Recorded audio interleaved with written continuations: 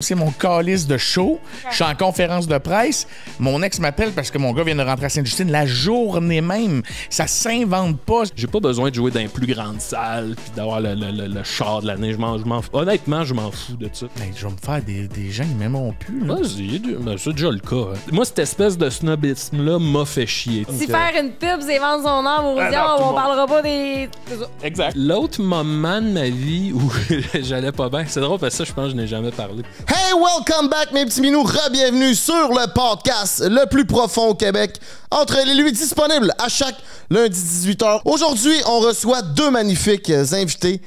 Joe Roberge et Max Gervais, deux humoristes qui ont fait leur marque autant dans l'humour, autant dans leur animation. Les web-séries qu'ils ont faites avec Papa, avec Fiston, avec Contrat de gars et le fameux personnage de Claude Cress, interprété par le délicieux Max Gervais. On a eu un super beau podcast, mais tout d'abord, comment tu vas, Anne-Maurice? Ça va super bien. Très contente, moi aussi, du podcast qu'on vient juste d'enregistrer. C'était comme... c'était léger, puis deep, puis rafraîchissant et réconfortant tout à la fois. Je sais pas comment dire, mais ça a été vraiment un podcast où on était capable d'aller... On est resté dans l'humour, mais on est aussi allé très profond dans des sujets comme le cancer du fils de Joe. Puis leur perspective dans leur relation amoureuse, dans leur sexualité, dans leur milieu de travail également, dans leur carrière. On a eu vraiment des belles confidences aujourd'hui, vraiment. Ouais, puis j'ai aimé ça parce qu'on a eu deux hommes. D'habitude, on fait homme-femme.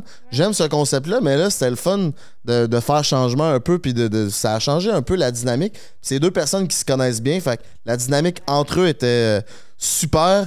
Et aussi, on a un segment Patreon où ce qu'on a vraiment parlé cul, l'after show. Tu veux pas manquer ça? Viens nous rejoindre sur Patreon parce que Joe Roberge puis Max Gervais nous ont raconté des histoires de cul qu'ils ont jamais vraiment racontées, puis c'est vraiment, vraiment intéressant. C'était croustillant. On s'est lâché un petit peu plus lousse là, dans le Patreon, je vous dirais. Ouais. Un des très bons intéressants. Là. Ouais. Croustillant comme les fameuses Pizza Salvatore. Pizza Salvatore, 75 succursales à travers le Québec, mon minou. Avec le code promo LLU 15% de rabais sur toute l'application. Je te conseille d'essayer la poutine Général Tao. C'est un banger. C'est le banger du Draper. Vraiment, c'est sensationnel. Avant qu'on vous mette le jingle pour le podcast, je vous rappelle que la mission, c'est de mettre de l'avant les différences entre les hommes et les femmes. Et bien qu'on ait reçu deux hommes sur le podcast, ça a été respecté.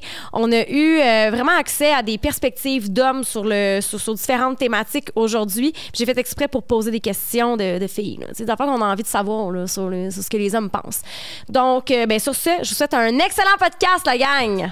Yeah!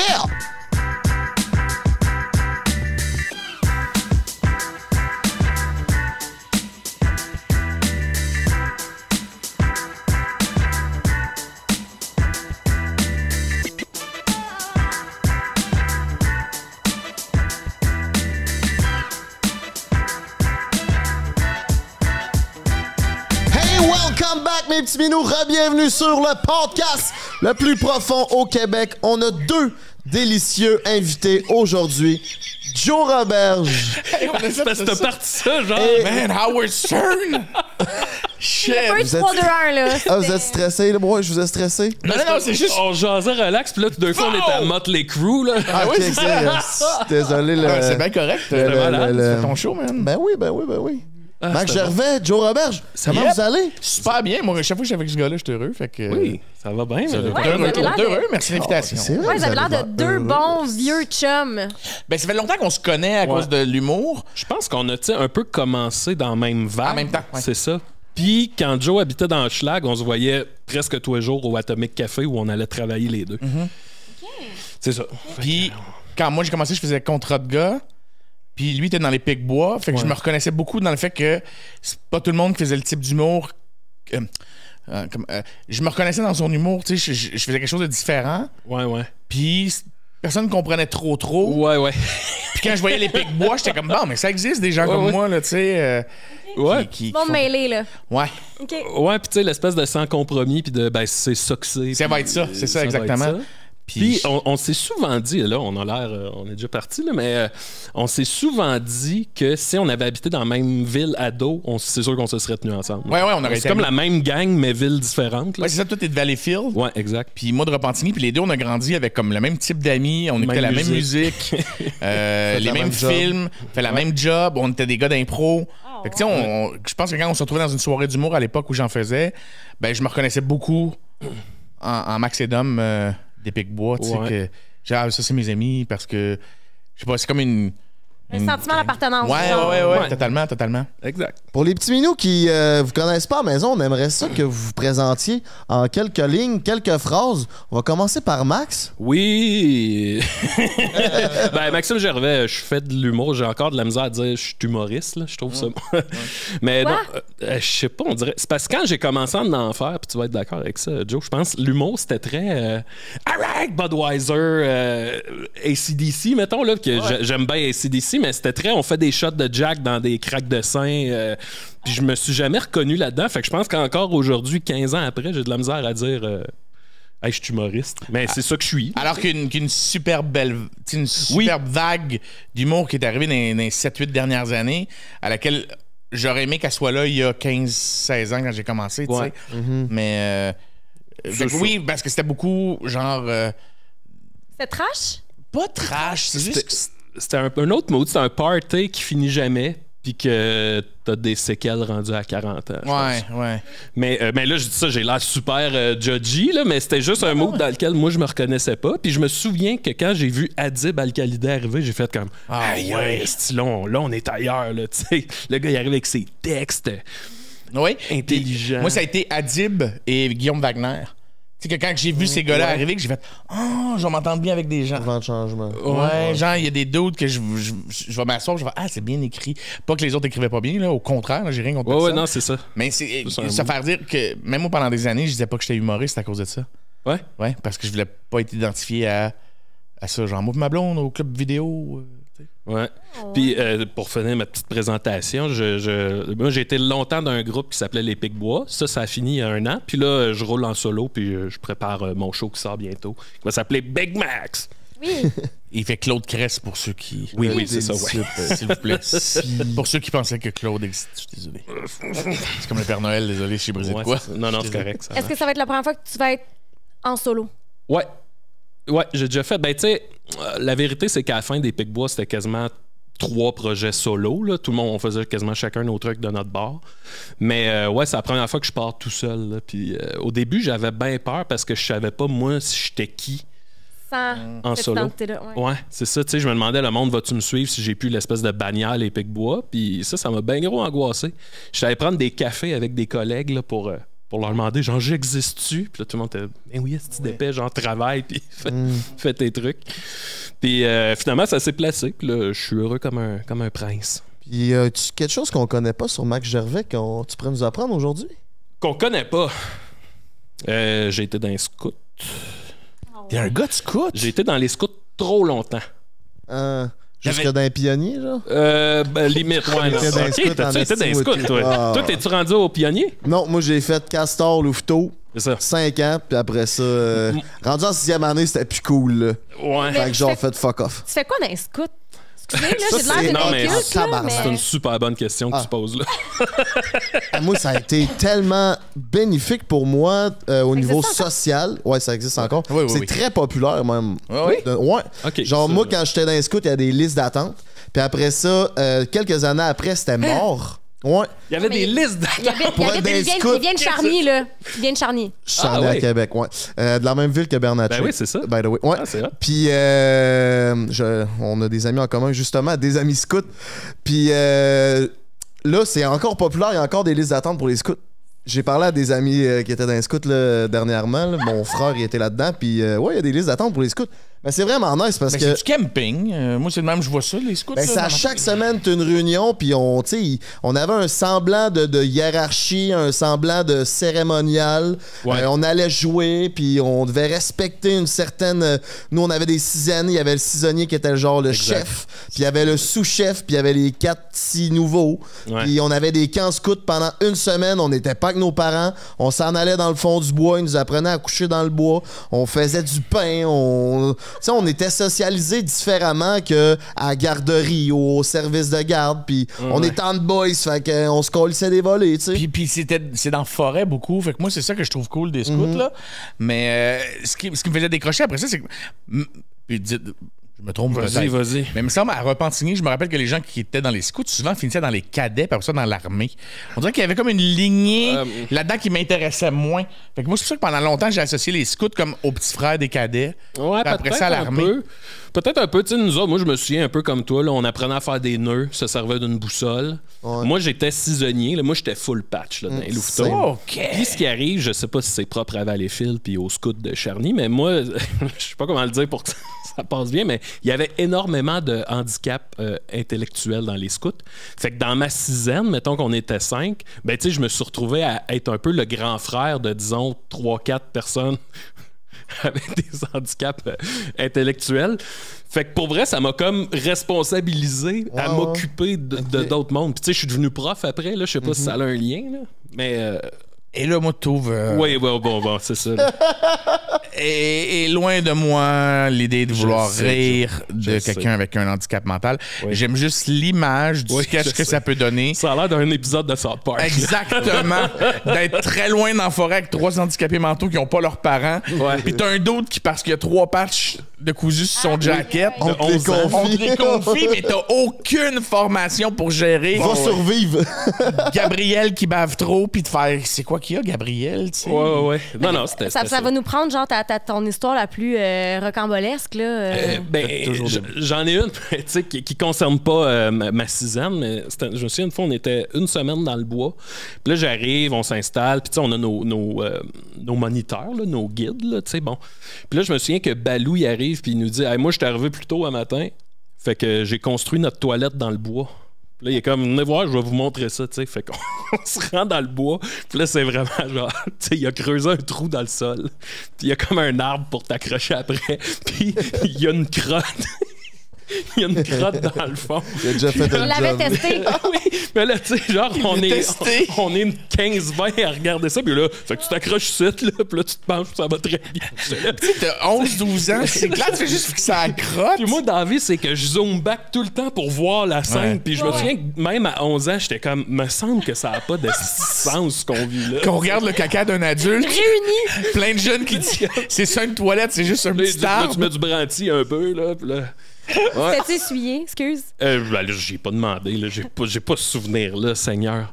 Mais Il n'y avait pas de ouais. papier qui accompagnait la crotte. Il devait avoir un papier, oui, c'est sûr que Ok. oui. 2-3 Jamais, morceaux de ça se peut papier. pas, là, Je demande des sinon, là. détails Des complètement. Il feuilles. y a un champ de quenouilles. Oui. Puis, je me souviens, j'ai lâché les scouts, moi, parce que je me suis rendu au secondaire quand même. OK. Et là, on avait une activité d'emballage aux Zellers. Puis moi, j'arrive au Financement. secondaire 1. Puis, tu sais, j'arrive, puis là, à un moment donné, dans ma file, je vois une belle fille qui est dans mon cours de biologie. Puis elle s'en vient vers ma caisse, puis là, j'étais là. Ah non, man. Puis elle est arrivée à ma caisse, elle m'a regardé, puis elle a dit beau petit costume. Et c'était terminé. J'étais arrivé chez nous, j'ai dit ça se termine maintenant. C'est fou à quel point les garçons, et c'est très hétéronormatif ce que je veux dire, là, mais j'en conviens, les garçons hétéros à 12 à 14 ans, à quel point on se définit dans le regard des filles. Un commentaire. Moi, je jouais au hockey, puis le hockey, c'était ma passion. Et une fille sur qui je tripais m'avait dit dans le hockey, c'est juste des trous de cul, puis des fraîchis, puis des. J'ai fait ah ouais. Puis j'ai lâché le hockey. Ah ouais, hein? Alors que c'était ma passion. Là. Moi, le goaler, c'était.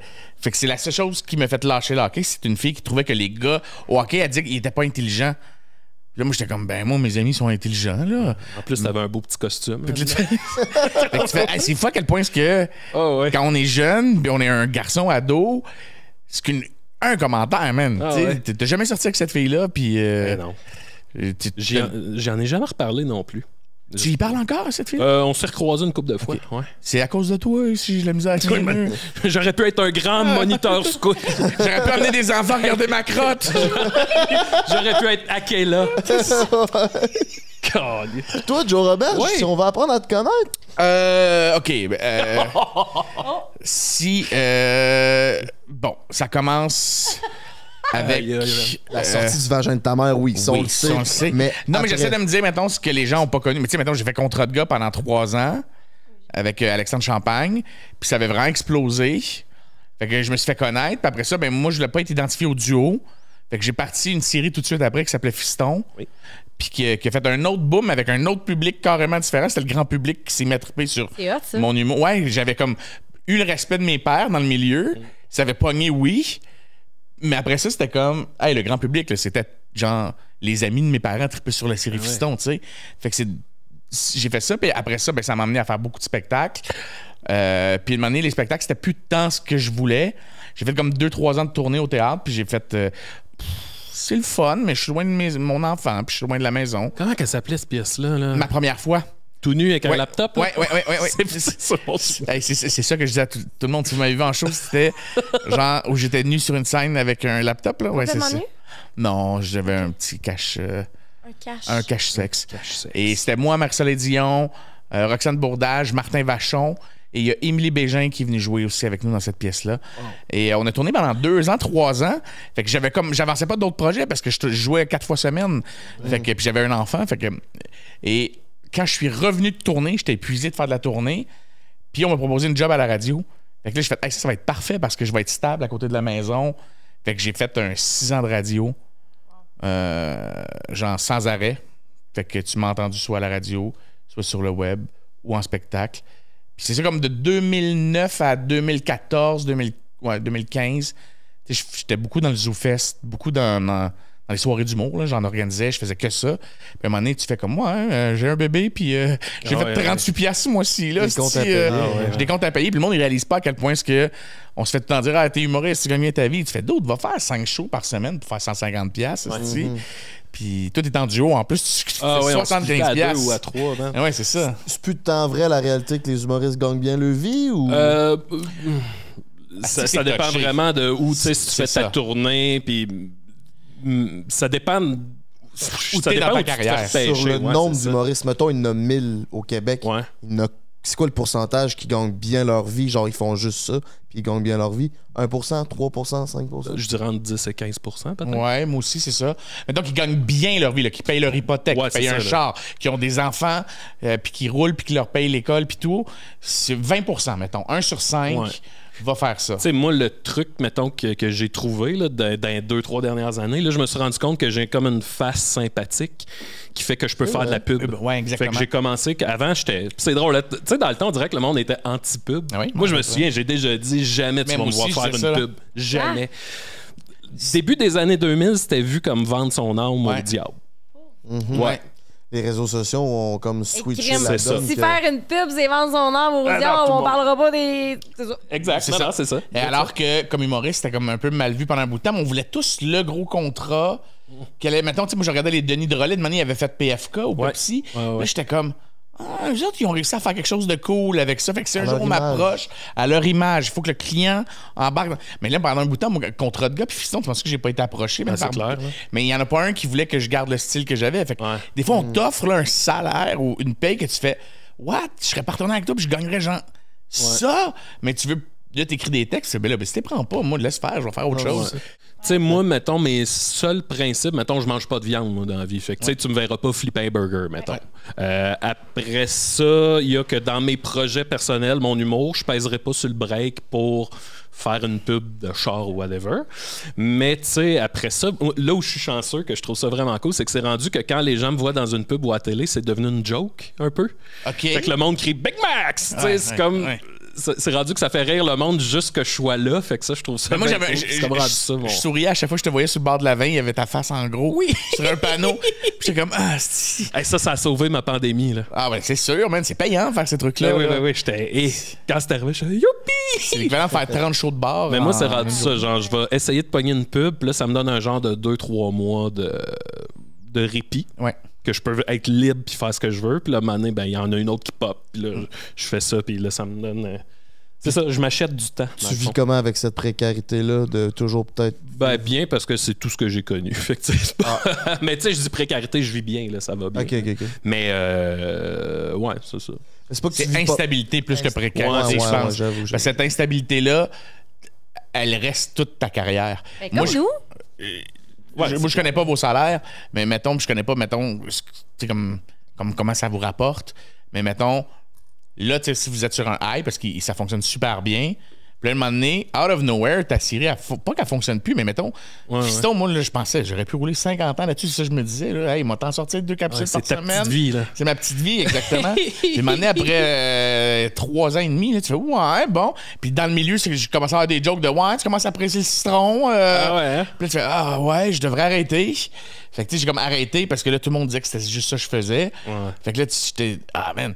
Mais bref, tout ça pour dire que t'as ton salaire. Puis là, à un moment donné, tu fais juste monter de braguette parce que, mettons, t'as des commanditaires. Mais ton rythme de vie va augmenter. Tu sais, moi, j'ai fait, je peux faire un deuxième enfant. Puis là, je peux m'acheter une maison. La journée que le creux, il est encore là. Les creux existent encore, même si t'es fucking Louis-José Hood ou Martin Matt. Fait que faut que tu t'assures que tes dépenses et l'argent que tu as de côté peuvent fitter. Parce que moi, ça m'est arrivé pendant la pandémie de réaliser que, je pensais que j'en avais assez, mais la pandémie puis le cancer à mon gars, c'était un peu trop là. Je me souviens d'un Zoom qu'on avait eu, puis tu t'étais vide le cœur. Je oh mon Dieu, pauvre Joe. Ah oui, avec Morancy puis Phil Roy. C'est comment ça s'appelait donc? Il y avait José Lavigueur qui était venu. Tu te souviens de ça? Oui, c'est ce soir-là. Mais elle venait de quitter quand moi je suis arrivé dans le Zoom. Oui, c'est ça, OK. Ouais. Mais moi je venais de tout perdre là, quand ça venait d'arriver. C'était frais de quelques jours. Je me souviens, t'étais étendu sur ton divan. Complètement chaud, man. Puis là, j'étais là, aïe, man, pauvre gars. Mais c'est que quand tu dépends de ta vie professionnelle, c'est une vie qui est sociale, puis que là, on vient de t'enlever tout ce qu'il y a de social. Est-ce que c'est sûr, t'es assis sur ton divan, puis t'es comme, OK, attends un peu, là. Ah, mais moi, c'était mon show. Ton cerveau réalise pas. La journée que j'ai annoncé La journée que j'ai annoncé mon calice de show, je suis en conférence de presse. Mon ex m'appelle parce que mon gars vient de rentrer à Sainte-Justine la journée même. Ça s'invente pas. C'est comme le pire sketch du monde, là, de dire à une entrevue, hey, écoute, faut absolument que je parte, j'ai un texto d'urgence, faut que j'aille à Sainte-Justine. Puis tu viens de l'annoncer, puis je reçois des textos de mon gérant qui dit, hey, depuis 2 jours, les billets s'envolent, mon gars. Hey, t'as attendu 10 ans avant de le sortir, tu sais, parce que pendant Contrat de gars, on me demandait de le faire, pendant Fiston me le demandait, pendant la tournée de ma première fois, tout le monde disait, hey, tu remplis Albert Rousseau, qu'est-ce que t'attends pour avoir ton show à toi? Ça s'en vient. Là, de manière, tu fais un peu de radio, là, tu dis, OK, là, je suis allé placer mes pions partout, on l'annonce, bang, esti, mon gars tombe malade, obligé d'annuler 5 mois de tournée. Plus de job, puis j'avais dit non à la radio, j'avais dit non à des shows télé, j'avais plus rien sauf ce que j'avais de côté. Puis à 4 jours avant de recommencer, 4 calices de jours, je suis en répétition, la pandémie arrive. On me dit, au début c'était juste 2 semaines, puis après ça c'était des mois et des mois, plus d'argent qui rentre. Puis tu fais bon, puis entre-temps, la séparation. Puis là, tu fais bon, les avocats, puis tu vis comme dans Jurassic Park quand le courant il lâche, puis que là, les dinosaures. Ah oui, c'était carrément ça. Et puis ce soir-là, je me rappelle, je m'étais envoyé une bouteille de gin. J'étais assis dans le divan, j'étais, man, ma vie, c'est de la merde. Tout le monde, vous pouvez même pas vous imaginer. Là. Genre, faut que je perds tout, là, tu sais. Genre, puis alors que tout allait bien. Là. Est-ce que ça t'a amené à avoir des idées noires? Ben oui, il est solide, là, en plus. Mais j'ai tout le temps été un peu dépressif. Par contre... Attends, t'as tout le temps été un peu dépressif? Oui, tu sais. En général dans la vie? Oui, j'ai tout le temps été un anxieux qui faisait beaucoup de crises d'angoisse, puis que pendant mes attaques de panique, j'étais comme si je vais me gonner, parce que ça fait trop mal, tu sais. Mais médicamenté, Max, des gros sujets lourds. That's my boy, dépressif, idée noire. Oui, j'ai déjà eu des idées noires, mais c'est justement pour ça que je m'implique autant avec, mettons, tout ce qui est prévention du suicide, de la dépression, je m'implique beaucoup pour dire à des... Pas que les filles m'intéressent pas, mais que je veux dire aux gars, les boys, man, c'est nous autres qui se gonnent en majorité. Là. Fait faut aller chercher de l'aide, les gars, ça a puissance à quel point est-ce que... moi, je n'ai perdu 2 dans la dernière année, qui ce sont un cousin puis un ami, puis tu fais, qu'est-ce qu'on l'a pas vu venir, puis en tout cas, bref. C'est pour dire que oui, j'ai eu des idées noires, mais jamais je passerai à l'acte parce que j'ai 2 kids. Puis ça, moi, ça a tout le temps été mon énergie, parce que en 2009, j'avais fait une grosse dépression. Puis cette fois-là, moi, c'était comme Hey, c'était attaque de panique par-dessus attaque de panique. Là. C'était comme, je sais pas si vous en avez déjà fait, là, mais c'est... Ça ressemble à quoi, une attaque de panique? Ben, tu viens tout trempe, ton cœur il se serre, t'es plus capable de respirer. Puis moi, je fais de la dépersonnalisation quand ça arrive, ce qui veut dire qu'il y a une partie du cerveau qui s'éteint pendant cette attaque-là. Fait que c'est comme si t'étais dans un rêve. Fait que là, tu sais plus si t'es dans la réalité ou pas. Fait que t'as l'impression, là, tu te dis dans ta tête, je suis en train de faire une psychose, Puis là, c'est l'erreur que tout le monde fait. Fait que là, tu t'en vas à l'hôpital en ambulance, puis ils font, bah non, t'es top shape, tous tes signes vitaux sont corrects. Ouais. Fait que là, Non, puis là, tu penses que t'as plus d'air dans les poumons, puis ils sont comme. Mais non, Ouais, ta tu respires. saturation est parfaite. La saturation est parfaite. Tu es genre. T'es plus capable de respirer. Il y a comme 19 symptômes, je pense, sur une liste. Il y a 19 symptômes sur une liste. Genre que tu peux googler, l'attaque de panique. Puis moi, je les explique en conférence. Ça, je me suis dit, je vais faire des conférences. J'essaie de parler le plus possible aux jeunes, puis surtout aux gars, de faire, t'as 23 ans, tu penses que tu vas te gagner d'autres, t'as toute la vie encore devant toi, tu sais. Puis, fait que oui, sur mon divan, ce soir-là, complètement sous devant Max, Christine, puis Phil Roy, une chance que j'avais des zooms comme ça de collègues de travail où, parce que j'étais tout seul chez nous. Tu sais, mes enfants étaient chez leur mère, t'es dans ta maison que tu vas perdre, t'as un de tes gars qui a le cancer, t'es comme tabarnak, mais toi, tu voyais le château comme... Ah ouais, tout s'effondrait. Ah, c'est fou, là. Puis j'étais comme, comment je peux être parti d'un morning man qui a de l'argent, que tout roule. J'avais tellement travaillé fort pour avoir ma carrière, avoir des placements dans la vie, ma maison à moitié payée. Et tout était seté. Tout était seté, puis c'est la preuve que tout peut s'écrouler comme ça. Fait que je me suis reviré sur un scène, puis tu fais comme, bon, mais on va à la maison, on se trouve un petit condo, puis je suis retourné en appart avec mes enfants. Puis tu te rebâtis doucement. Puis la pandémie a fait mal à tout le monde, de toute manière. Fait que je suis pas tout seul qui a vécu ça, là.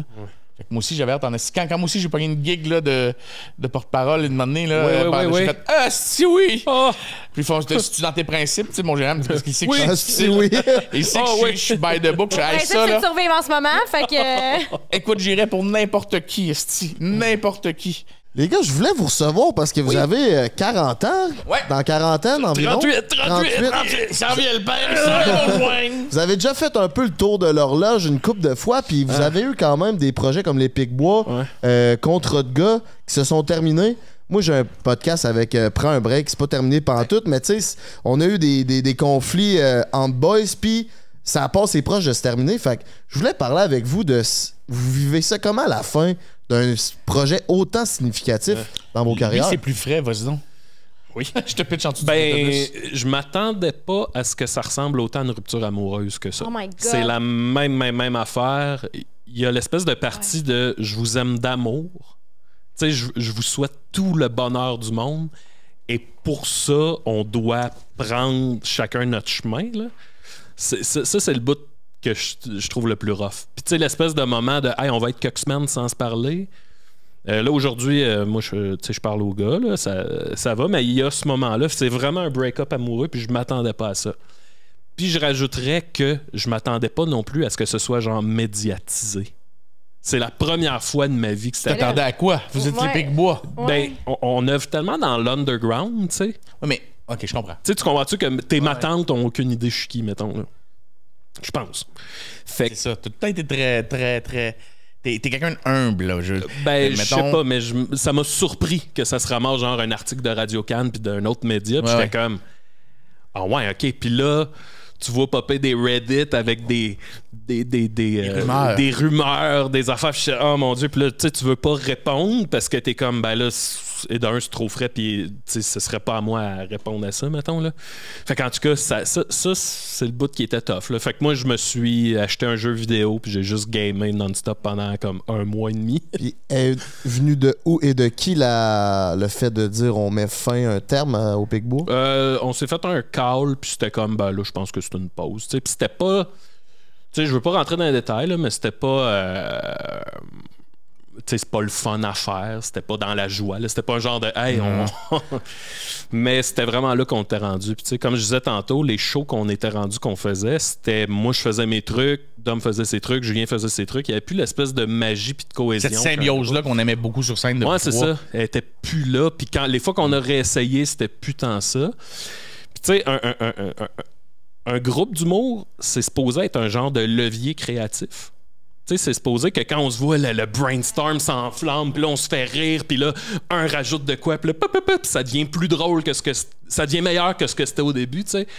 Puis là, c'était plus ça, c'était rendu comme de quoi qu'on traînait, puis Que finalement, les projets qu'on chérissait, ben, soit qu'ils se faisaient pas ou ils se faisaient pas à la hauteur de ce que j'attendais ou de ce qu'on attendait. Fait que, j'ai une question pour toi. T'avais-tu l'impression que c'était plus rendu une corvée? Demander de il faudrait que les Picbois sortent de quoi là, cette année?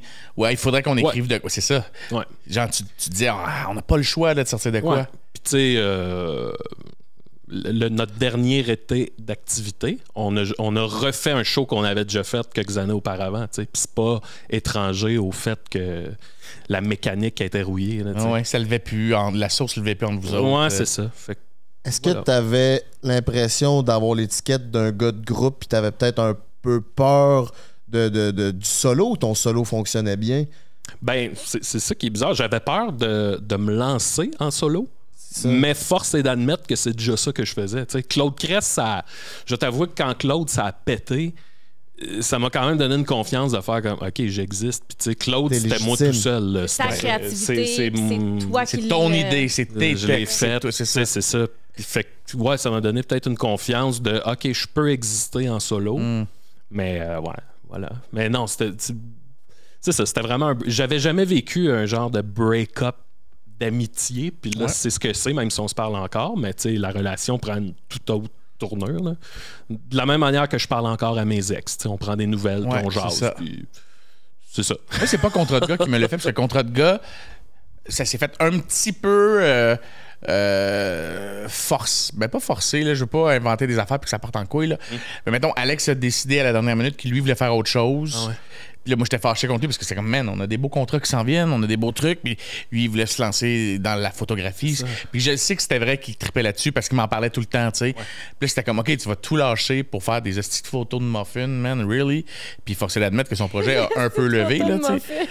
Non, mais 3 fois par jour, c'est devenu quand même emblématique, là. Ça a marqué le Québec. Puis on va toujours savoir c'est quoi 3 fois par jour. Puis Alex, avec Marie-Lou, c'est eux autres qui ont parti ça ensemble. Puis, fait que, tu sais, il y a tout mon respect. C'est eux autres que tu suivais la dynamique du photographe avec la cuisinière. C'est ça. Tandis que moi, mettons. un peu de jalousie? Non, pas du tout. Jamais de jalousie. Pas du tout. Par rapport à pas dans ma personnalité. Un projet avec une autre personne. Non. Concernant son succès. Non, parce que ça me gossait déjà qu'on m'identifie à Alex tout le temps. Parce que Alex était très Sidney Crosby à cette époque-là dans l'humour. Puis on animait des soirées, puis c'était tout le temps ah ouais, Joe Roberge, c'est son faire-valoir, tu sais, à côté. Ouais. Puis c'est de même, je le sentais par moment. T'étais le Martin de Dominique. Ouais. En nombre de. Mais sans respect. Oui, j'avais tant l'impression d'être celui qui lançait la POC. Ouais. Puis à un moment donné, j'ai fait, hey, no fucking way, le contrat de gars, c'est aussi mon idée, puis c'est aussi mes projets. Puis fait que quand j'ai scoré avec Fiston, c'était un peu tu sais, quand t'es dans ta douche tout seul, puis tu fais qu'est mes hosties, là. Genre, tu sais, vous pouvez talk shit dans des loges de soirée d'humour, là, mais je viens de réussir à en mettre un autre top corner, puis quand ça fait 2 en 2, tu fais, ben, il doit y avoir quelque chose de bon dans ce que je fais, là. Hey, je vais prendre la balle au bon. Ça, c'est un des trucs qui me fascine de, mettons, la longévité d'une carrière, c'est quand t'as un nouveau chapitre qui commence. Tu sais, mettons, Fiston. Ouais. Il y a, mettons, je me replace à quand tu l'as fait, là. Ouais. Tu fais, hey, il y a 1 mois, ça n'existait pas. Et là, ma vie, ben, c'est rendu ça. Écoute, ça va être ça pour 2 ans, 3 ans.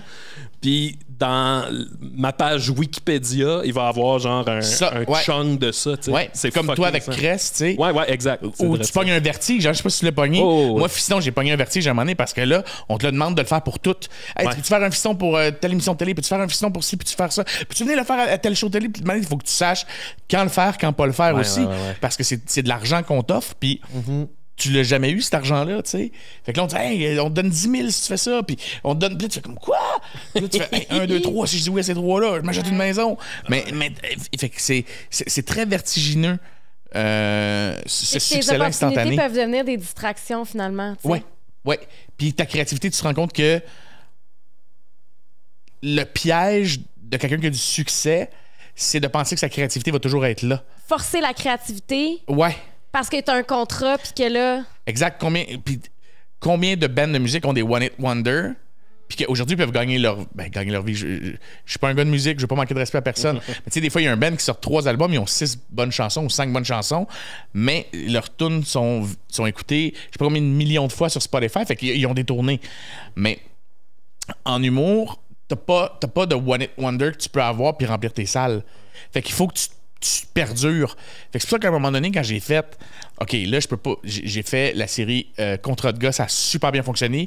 Vie de vrai gars, la suite avait quand même bien fonctionné. Fiston fait un méga gros hit. Et là, je fais la série Papa, qui était la suite. Fait un autre hit. J'ai dit, je pourrais pas faire ça pendant 20 ans. C'est sûr que je vais pas scorer à toutes les fois.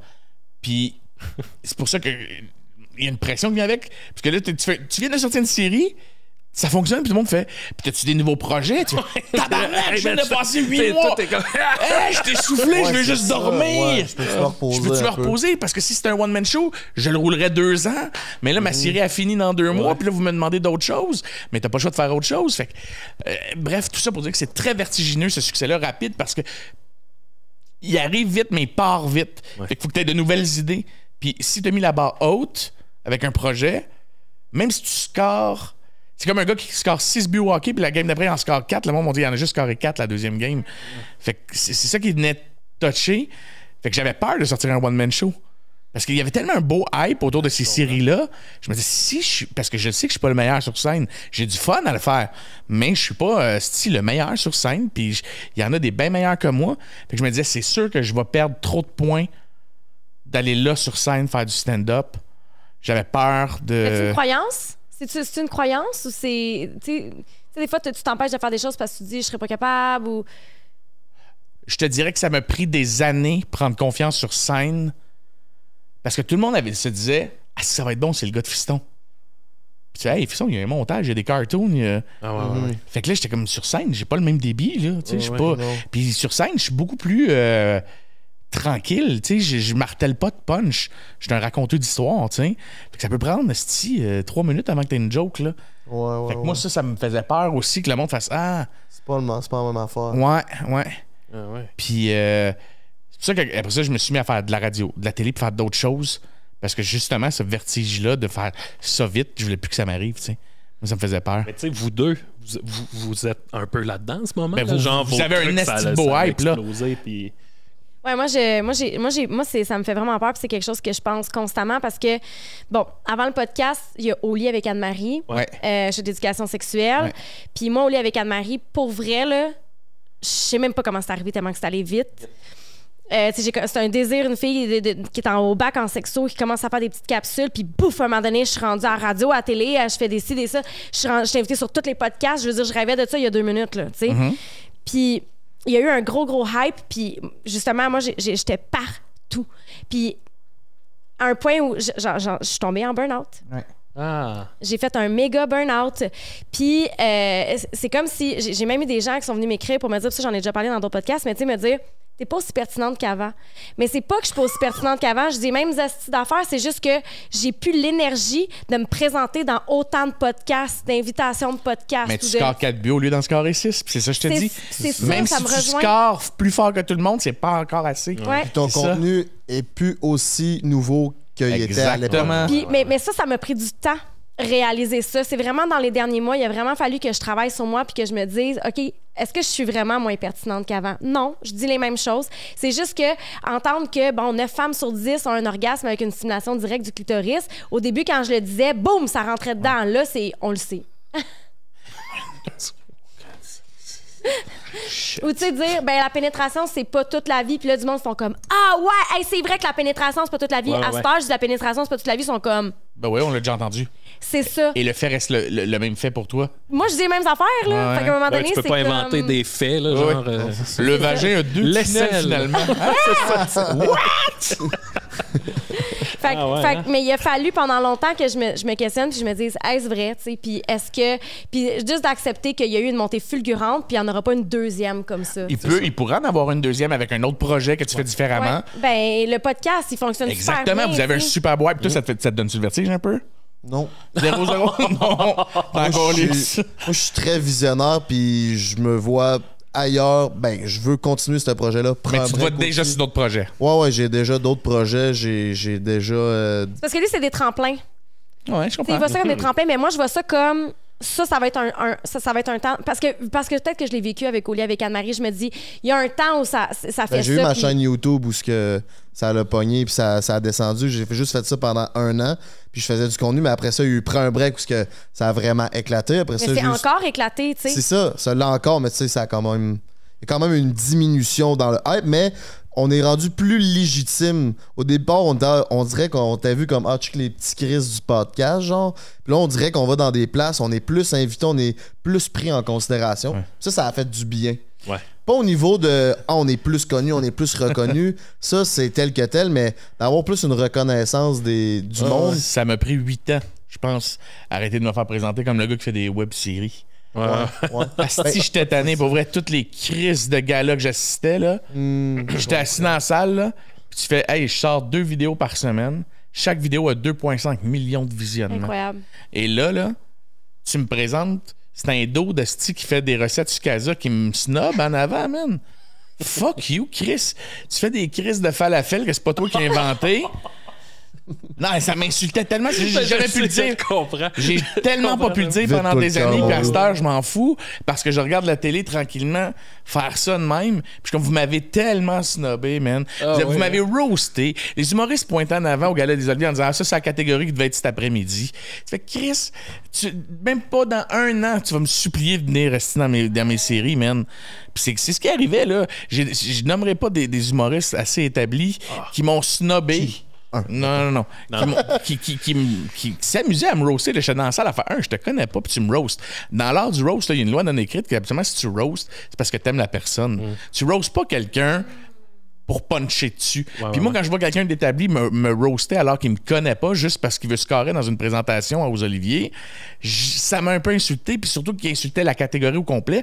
Puis tu fais, hey, excuse-moi, je fais par minute le même nombre de views que tu vends de billets par année. Fait que fuck you. Fait que là, de donné, c'était... dis les vraies choses. Mais tu comprends cette haine-là que j'ai vraiment gardée longtemps. À me faire snobber, mon gars, là, à arriver là, partout. Puis c'était ça tout le temps. Mais t'es pas un vrai humoriste, toi tu fais ça. Hey, toi, c'est pas vraiment ça que tu fais. Là, pour ça, tu fais de la radio. Ouais, ben la radio, c'est pas vraiment faire de l'humour. Puis tu fais, va chier, j'écris une capsule par jour. T'écris un number, tu roules dessus parce que t'as fait un gala une fois dans ta vie. Arrête, là. C'est une bonne partie des humoristes, c'était ça, là, pendant un bout de temps, là. Mais tu m'ouvres une porte, OK? Puis vous allez pouvoir tous les deux répondre. On reçoit des humoristes ou des gens qui tentent de percer dans le domaine de l'humour sur le podcast. Puis ça, c'est quelque chose qui revient tout le temps que j'ai appris là, en jasant avec des humoristes. Ça a l'air d'être un milieu un peu snob, dans le sens où tout ce qui se crée sur le web, c'est de l'esti de merde pour eux autres. Si t'as pas fait de la scène... Est-ce que vous vivez... Comment vous le vivez, vous autres, dans votre carrière? Ben moi, j'ai t'en glissé un mot, là. Ça a été ça pendant longtemps. Ça? Ouais. Puis j'avais l'impression de pas faire partie de la clique pendant un bout de temps. J'étais pas un vrai humoriste. Fait que j'ai fait, je m'en crie, je suis pas un vrai humoriste. Les kids... T'as fait tes preuves, Carlis? Oui, mais ce qui est absurde, c'est que j'étais là vraiment dans un entre-deux sur Internet. Tu sais, le succès... Tu sais, maintenant, aujourd'hui, s'il fallait que je fasse 2,5 millions de views par capsule, comme je faisais 2 fois semaine, ça, je serais riche, je serais ultra respecté. Mais à l'époque, non. Ouais. Puis les gens n'ont pas la conscience du hit qu'on a fait à l'époque avec Contre Gars et avec Fiston. Fait que des fois, j'ai des jeunes qui me regardent comme « Ah ouais, t'es un vieux has-been, genre du web. » Ouais. Essaye de faire ce que j'ai fait. Tu fais d'autres, essaye de... Chris, aujourd'hui, t'as de l'argent sur le web, c'est parce que Chris, je t'ai fait ces séries-là pendant 6 ans, genre à pas faire une crise de scène et à tailler le chemin. Mais tu sais, je le dis avec toute la prétention qui vient, je l'assume que c'est ça pareil. Ouais. Mais pendant longtemps, je me suis fait regarder de haut dans cette industrie-là, effectivement. Ouais. Il y a moi, écoute, il va y avoir plusieurs volets à mon affaire, là, mais à la base, à l'époque des Picbois, quand j'ai commencé, on était tellement une bébite que personne avait peur de nous autres. Personne ne nous voyait comme de la compétition. Fait que tu sais, il y a peut-être un peu une genre d'hypocrisie là-dedans, mais je pense que tout le monde, grosso modo, nous trouvait plutôt cool. Puis tu sais, on jouait pas du coude avec le monde. Fait que tu sais, on n'a jamais été dans cette espèce de clique-là qui, je pense, aurait pu nous amener là. Après ça, mettons, là où j'ai senti du snobisme, c'était plus de l'industrie, pas tant de mes collègues que l'espèce de structure de, tu sais, tu te ramasses d'un party VIP juste pour elle. Là, il y a un monsieur que t'as jamais vu de ta calice de vie qui a des pantalons blancs puis des souliers blancs. Puis là, il vend de la pub pour juste pour elle. Là, lui, il te regarde, puis il te regarde comme un esti de déchet, puis t'es comme, hey, mais notre salle est pleine, là. Puis tu sais, on a beau avoir l'air d'une gang d'épais, là, puis de kids qui sait pas ce qu'il fait, mais ça marche, puis c'est nous autres qui te vendent tes billets, tu sais. Moi, cette espèce de snobisme-là m'a fait chier, tu sais, parce que j'étais comme, ben ça marche, puis tu sais, qu'on soit habillé en hoodie avec des souliers de skate, tu sais, reste que c'est nous autres qui fait vivre ton truc, tu sais. Puis ça a été vraiment long au fil des années qu'un moment donné, j'ai senti une espèce d'ouverture de OK, ces gars-là ont leur place. Mais ça a été long. Là. Ça a été long, puis une couple d'années pour vous autres. Ouais. Puis le feeling que moi, j'ai toujours eu des Picbois, pour en avoir déjà parlé avec d'autres amis humoristes, en faisant pourquoi ils sont pas partout, mettons en faisant Chris qu'on les aime, c'était comme si vous étiez les humoristes préférés des humoristes. Ouais. Tu sais, pendant longtemps, ouais. votre salle, le 3/4 de la salle, dans vos petites salles, là, mettons, je me rappelle, moi, je te parle de 2013, 2014, genre. C'est à l'époque du ZooFest. T'arrivais dans une salle de 100 personnes, là, t'en avais 35, c'était des humoristes de la relève ou des humoristes établis qui venaient voir les Picbois jouer. Fait que c'était un peu comme tout le monde tripait sur eux, mais c'est vrai que c'est l'industrie qui n'osait pas les vendre ou les acheter pour vous vendre parce que c'était trop weird pour eux autres. Ouais, tu sais, on faisait des genres de hits, mettons, puis là, après ça, on soumettait le même show à un autre festival, puis on se faisait claquer à la porte. J'étais là, puis là, ils disaient « Ah, c'est pas fait pour notre public. » Puis j'étais là, mais laisse donc ton public choisir, qui est fait pour eux autres, tu sais. Puis aujourd'hui, est-ce qu'il y a encore du snobisme dans ce domaine-là? T'sais, est-ce que ça s'est renouvelé comme qu'est-ce que vous sortiez pas de l'école de l'humour, mais un gars comme Kevin Lapierre qui est un gars d'OD, influenceur qui veut devenir humoriste, ou qui es-tu rendu humoriste? Est-ce que ce gars-là se ferait snobber, mettons? Oui. Ouais, mais tu sais, c'est toujours après ça, je pense peu importe qui tu es, il faut que tu fasses tes preuves. Ouais, c'est ça. Mais peut-être qu'il part avec une prise. Je sais pas. Ouais, il part avec une prise, d'après moi, juste à cause du nom OD. Mais s'il score dans ses premières soirées, puis qu'il suffit juste que les gens qui tiennent les soirées, je sais pas si ça. Écoute, ça fait longtemps que je ne vois plus les soirées, là, mais genre, c'est plus je me trompe, là, mais mettons, je te parle d'il y a plusieurs années. Si tu scores dans 3-4 soirées, puis que ton nom circule de Hey, je voulais le booker chez nous, qu'est-ce qu'il a tout arraché chez nous? Puis là, les autres humoristes font Hey, il est fin dans les loges, c'est un cool dude, il nous a fait un livre, c'était smart. C'est comme ça que tu bâtis ton nom. Puis si il vole pas si son style empiète pas sur le terrain d'un autre style très connu, cet humoriste-là t'en voudra pas. J'exprime-tu bien? Oui, tu l'exprimes bien. C'est lourd. Là, je veux pas nommer. Ben, c'est lourd. Moi, comme je te dis, j'étais tellement une bébête. Dans tous les domaines, je pense. Dans un bureau d'avocat, ça doit pas voler plus bas. Je pense que c'est ça dans tous les domaines. Mais tu sais, je vais dire, quelqu'un que je trouve qu'il l'a peut-être eu dur comparé au milieu, puis là, je vais nommer un nom, là, mais j'ai l'impression que Matt Duff a été snobé. Oui. Vraiment, vraiment beaucoup. Les gens disaient, il écrit pas de joke, le centre il improvise, le web, c'est juste une personnalité. Puis tu sais, aujourd'hui, je regarde son parcours, puis je suis comme, il l'a pas volé. Là, il l'a pas volé, il a travaillé en esti, puis je me rappelle y avoir écrit quand il a annoncé son Centre Bell pour dire bravo.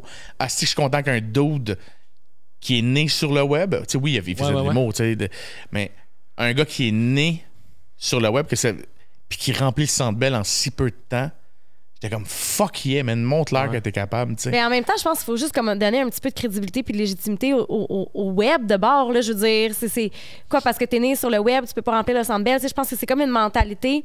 Je trouve ça spécial de l'extérieur. D'entendre ça, je me dis, ben justement, sur le web, il y a une visibilité que vous avez pas sur le web. Ouais. Je crois que, étant donné qu'il y a comme. Hey, je vais me faire des gens qui m'aimeront plus. Vas-y, c'est déjà le cas. Hein, oui, c'est déjà le cas, c'est ça. Jonathan, il y a déjà beaucoup de gens qui t'aiment pas, c'est ça. Un de plus ou de moins. Je pense qu'en humour, c'est un art, parce que c'est difficile à écrire de l'humour, qui fait rire. Tu sais, mettons, de l'humour intelligent, tu sais, quelque chose là, de bon. Mais je pense là-dedans qu'il y en a beaucoup qui se crossent l'ego parce qu'ils sont capables d'écrire quelque chose de bon. Puis qu'ils font 2 bons numbers dans leur vie, puis qu'après ça, ils sont là à juger tout le monde en faisant ouais, mais tu sais, puis ils font des référents d'humour américain, puis t'es comme ta gueule, t'as écrit 2 bons numbers dans ta vie, tu sais, on t'a vu parce que t'es devenu un produit, mais après ça, t'as fait quoi? T'as pas perduré. Moi, j'aime bien Orelsan, tu sais, chanteur de. C'est un rappeur français où il dit.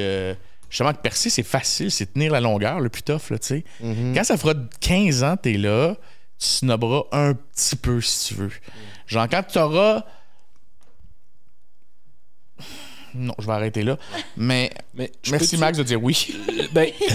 On parle beaucoup de snobisme, là, puis je pense, oui, ça existe encore, puis à la limite, il y en aura toujours, mais je pense que c'est une situation quand même qui s'améliore parce que je pense que justement, mettons, la frontière entre humour, web, télé, tout ça, je pense qu'elle tend à s'effacer un peu. Les humoristes, des dernières années. Il y a un temps où un humoriste qui joue d'un film, c'était mal vu. Là, puis tu sais, je me rapporte même à quand on était ado, tu pouvais pas écouter du punk, puis du rap, puis du pop.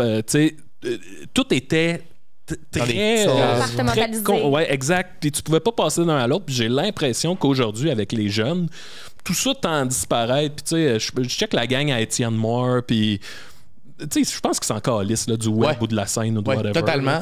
Puis il y a de quoi aussi qui... Je chiale depuis tantôt, mais autant que mes meilleurs amis sont encore là-dedans, puis que, tu sais, c'est... il y a quand même une belle communauté. C'est des clics, là, comme dans n'importe quel domaine. Il y a ça dans n'importe quel shop, dans n'importe quel job. Tu vas avoir des clics de monde qui s'entendent mieux, puis des petits clics qui parlent contre d'autres clics parce qu'ils font tel... Mais tu sais, ça reste que je sais que demain matin, si je veux faire un show bénéfice pour ramasser des fonds pour la recherche sur le cancer, mettons, je le sais qu'ils vont tous caler présent parce qu'il y a quand même du monde qui se mate là-dedans, tu sais. Mais c'est pas... je chiale plus contre une industrie, mettons une façon qui est... que contre un individu en particulier, tu sais. Parce que one-on-one, je pense que c'est Pierre-Bruno Rivard qui m'avait déjà dit ça. One-on-one, tous les humoristes sont smart. C'est l'ensemble. C'est toutes les règles non écrites que tout le monde suit, mais c'est comme... C'est juste de même. Puis moi, je suis un peu déconnecté parce que ça fait quelques années que je suis plus dans les bars, puis que je fais plus de stand-up, puis que je vais plus dans les galas, puis que je fais plus ça. Fait que, tu sais, c'est pour ça que mon discours est aussi très déconnecté. Je te parle de quelque chose de 2013, moi, qui me fait chier. Là, pourquoi tu fais plus ça? Parce que ça me faisait chier. Ta vie a changé, là, tu sais. Puis, tu sais, oui, puis une année, tu vieillis, puis tu fais pourquoi j'irais me prouver à lui que je suis capable de faire 12 minutes de stand-up? Ouais. Tu sais, j'étais écœuré de devoir séduire quelqu'un pour le convaincre de me donner un spot sur un gars-là. Là. Moi, les fois où j'ai été le plus malheureux dans mon métier, c'est quand je me retrouvais dans une structure. Je disais, mais qu'est-ce que je calisse ici? Qu'est-ce que je fais ici? Puis là, tu fais le même numéro devant comme un public qui veut rien savoir. Puis je veux retourner dans ma petite salle, puis avec mon monde qui tripe comme des malades, là, tu sais, là. C'est là ma place, puis c'est bien correct, là, tu sais. Puis, tu sais, une année, c'était ça de tu sais, puis moi, comme je te dis, c'est une vieille rancœur de 2013-2014, là, tu sais, de chialer, tu sais. Mon speech, on peut me dire, ta gueule, le vieux Chris aussi, là, mais c'est que moi aussi, j'ai tellement fighté, je voulais tellement ça... qu'une manière, t'essaies de te faire accepter, puis t'essaies de faire des galas, puis on fait « Mais t'es pas vraiment un humoriste, toi. » Pourquoi je suis pas un vrai humoriste, c'est-tu? Je suis capable de faire rire des salles complètes. Puis la journée que j'ai fait les salles, le monde braille de rire. Puis je veux dire, je suis capable d'écrire ton structure de stand-up. On est capable de l'écrire là, parce que c'est un peu weird. Ça me rentre pas dans la tête que tu te sois fait dire que t'es pas un vrai humoriste. Ah, je m'en ai fait dire souvent. Ah ouais, puis dans des soirées d'humour, dans des loges de show, de me faire dire ça. Je nommerai pas de nom, je t'ai nommerai hors micro.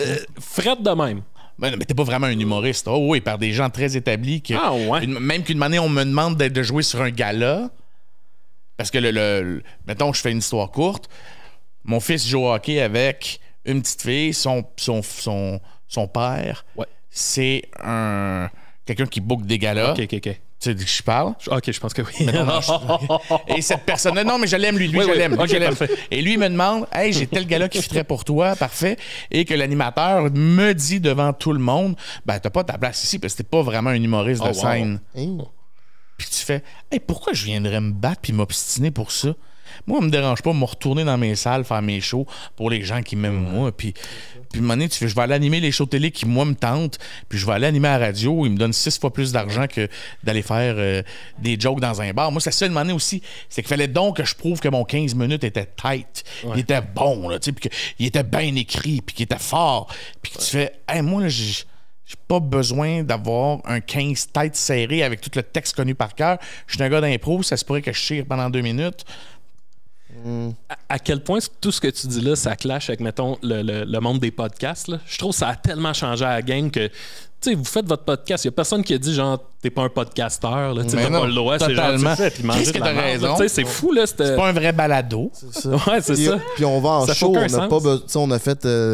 on refait une tournée, by the way, pendant le printemps avec Entre elle et lui. Mais on a fait un show devant public avec le Prends un break. Puis c'est ça qui était beau. On n'a rien à préparer.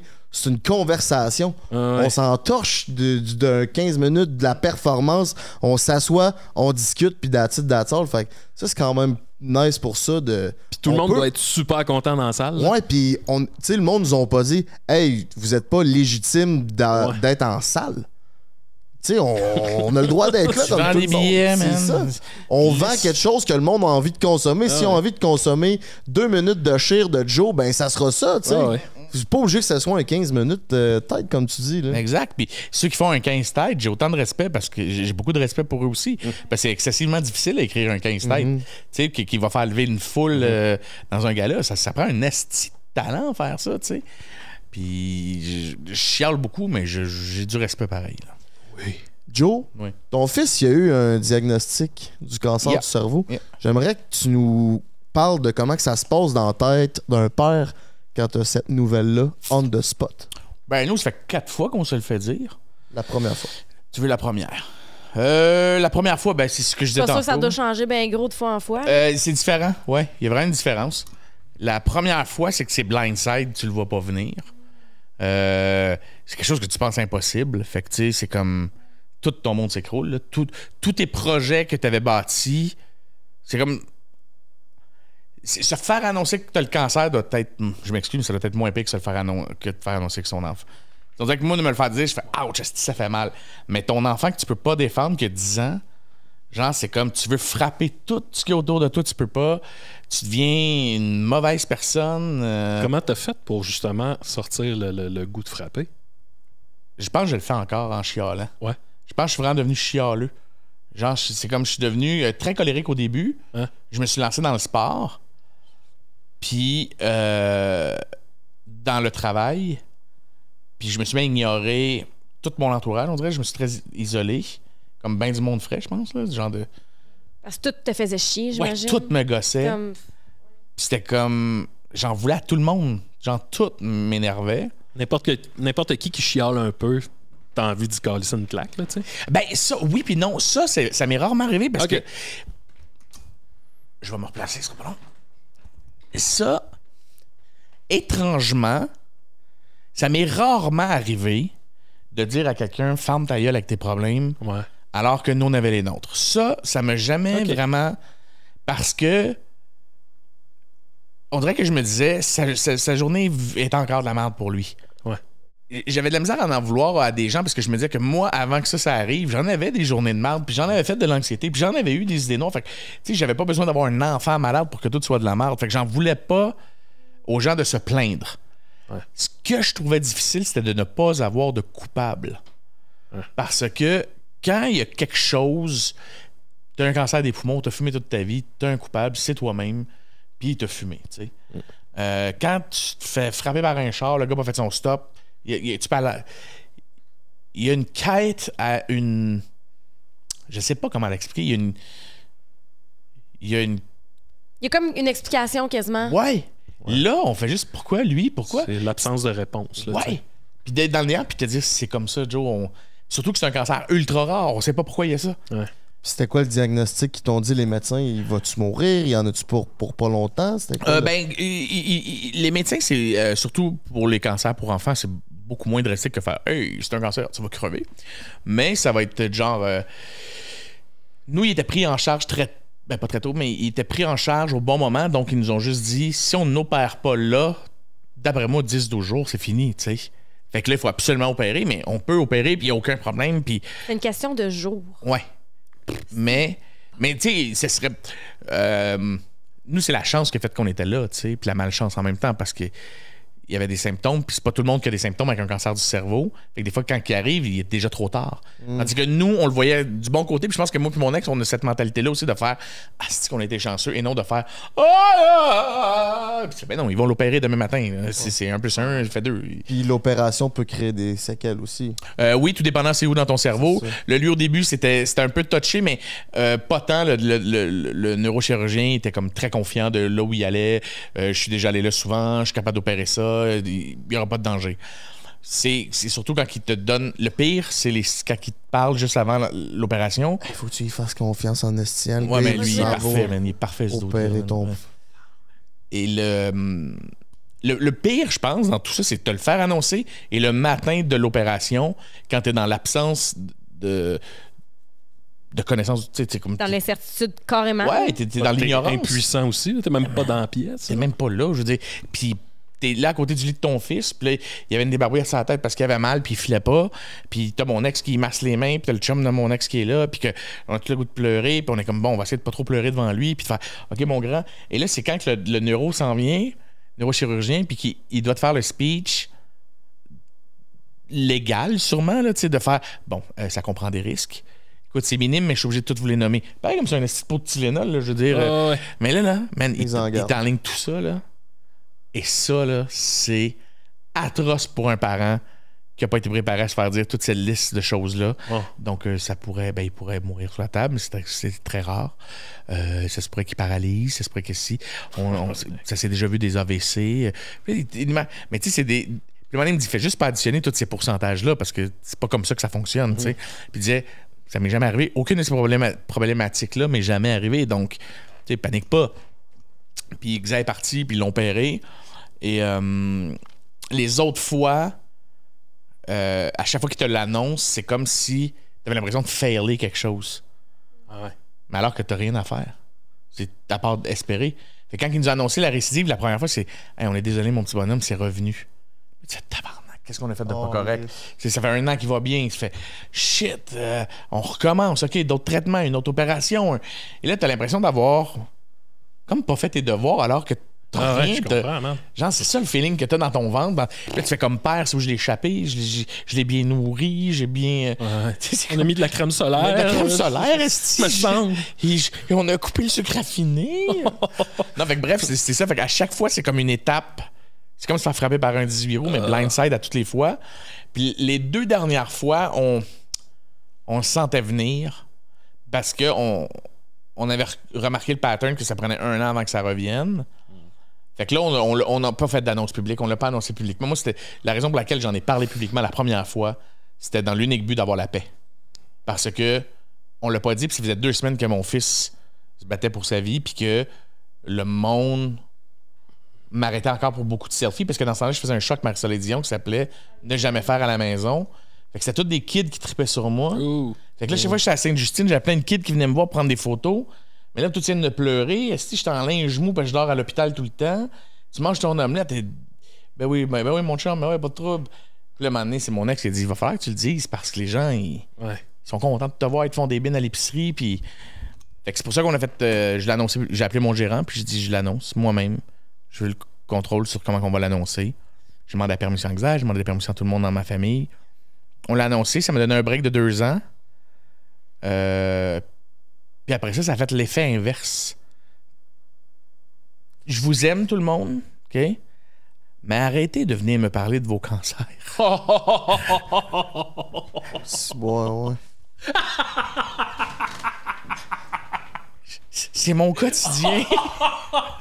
Excusez-moi, ça fait... Je suis seul à rire comme un esti. Non, mais moi, je suis bouche bée, là. Je t'aime, Max. Non, mais c'est parce que... Non, mais l'être humain, c'est parce que là, toi, tu sors encore de la situation. C'est comme la crotte dans le trou, là. C'est comme... Tu sors de là, puis tu dis, les gens, ils pensent à ça. Genre, à venir te... Je t'imagine tellement, là. Hey, t'as pas le temps, man. Max, imagine, là, j'étais à l'aréna, tu sais. Puis t'apprends à patiner à ton plus jeune, là, au patin libre. T'es en train de m'attacher les patins, puis quelqu'un qui vient s'asseoir qui fait ouais. Ah oui. Je sais quoi, mon cousin a une leucémie quand j'étais petit. Et puis tu peux pas ne pas prendre le temps. Ben non, parce que ça, c'est pas. Hey, excuse-moi, j'étais avec ma famille. OK. Dans le time. Fait que là, une manière, même Xavier, sacrésie patience. Tu sais, le monde, des fois, font Xavier, on t'a que toi! Aïe, aïe. Hey, je l'avais jamais vu de même. Ouais. De cet angle-là, mais tu sais, Xavier, des fois, comme merci, puis il me regarde. Tu sais où t'étais allé en parler encore cette semaine? Je sais pas. C'est peut-être une reprise de 2 filles le matin. Je n'ai parlé. Tu sais, moi, avec lui, le deal que j'ai, c'est que si je viens en parler publiquement, c'est que je veux annoncer qu'éventuellement, je vais partir d'une fondation. OK, oui. Fait qu'à chaque entrevue que je fais où je parle du cancer dans mon gars, c'est en temps et lieu, quand les astres sont alignés. Ouais. Parce que là, ces temps-ci, je suis épuisé. Ça fait 4 ans qu'on se bat. Je suis vraiment épuisé de ça. Je veux me clairer un peu la tête. Puis une fois que tout ça va être comme... La poussière va être retombée, je veux mettre sur pied une fondation qui va venir en aide aux parents. Parce qu'on a beaucoup de fondations pour la recherche, pour les enfants malades, le camp et compagnie, puis que j'aime beaucoup. Là, je veux dire, c'est toutes des belles fondations qui nous aident, ma famille et moi. Mais j'ai réalisé qu'il y avait un espace dans lequel on prend pas soin des parents. Et c'est de la faute de personne. Ouais. C'est pas de la faute de l'hôpital. C'est pas de la faute de la société. C'est juste... Tu t'es annoncé que ton enfant a un cancer, il y a un des deux parents qui automatiquement doit arrêter de travailler pour être temps plein de s'occuper de l'enfant. Les finances font ça. Puis t'as pas de prestations à part... Moi, il a fallu que j'essaie de convaincre le gouvernement que mon arrêt de travail de 6 mois pour être au chevet de mon fils qui réapprend à marcher et tout, c'était de, comme être aidant naturel, puis de dire, écoute, tu peux-tu juste me donner un chèque, esti? Genre, m'aider, je travaille pas, là, je suis 7 jours semaine à m'occuper de lui avec sa mère, et tu te fais dire, ah ben non. C'est comme pourquoi? Ben, il est pas handicapé. Oh! Ben, il a un cancer du cerveau. Je te jure, c'est ça, Max. Fait que là, mon ex, elle a réussi à avoir, à un moment donné, un genre de 200$ par mois. 200$ par mois. Bonne chance. Merci. Merci. Ça paye même pas le dîner. Ça paye même pas, si ton parking Ben oui. pour l'hôpital. Mais il te donne un 200$ pour aide aux familles. C'est comme aide avec un enfant handicapé parce que il fallait qu'il aille en physio, il fallait qu'il reprenne, reprendre sa force, marcher, tout le kit. Fait qu'elle a réussi à aller chercher ça pour l'aider un peu, mais elle travaille pas. Là, après ça, tu as ton chômage, c'est 50% de ton chômage avec ton enfant malade. Là, elle vient de tomber avec 32%. Parce qu'il a dit, ben, t'as pas recommencé à travailler. Puis comme, ouais, ben, c'est parce qu'il n'est toujours pas guéri. Fait que et là, et je rajoute l'insulte à l'injure, c'est que maintenant, on est en pleine pandémie. T'écoutes la télé, t'es en jogging, esti, tu m'as vu, t'as envie de te gonner en parlant avec tes amis le soir, ben chaud. Ouais. Ou j'allais pas bien. J'allais pas tant bien. Ouais. Et t'ouvres la télé, puis ça dit, on va donner 2000$ à tout le monde, là, puis on s'arrangera après.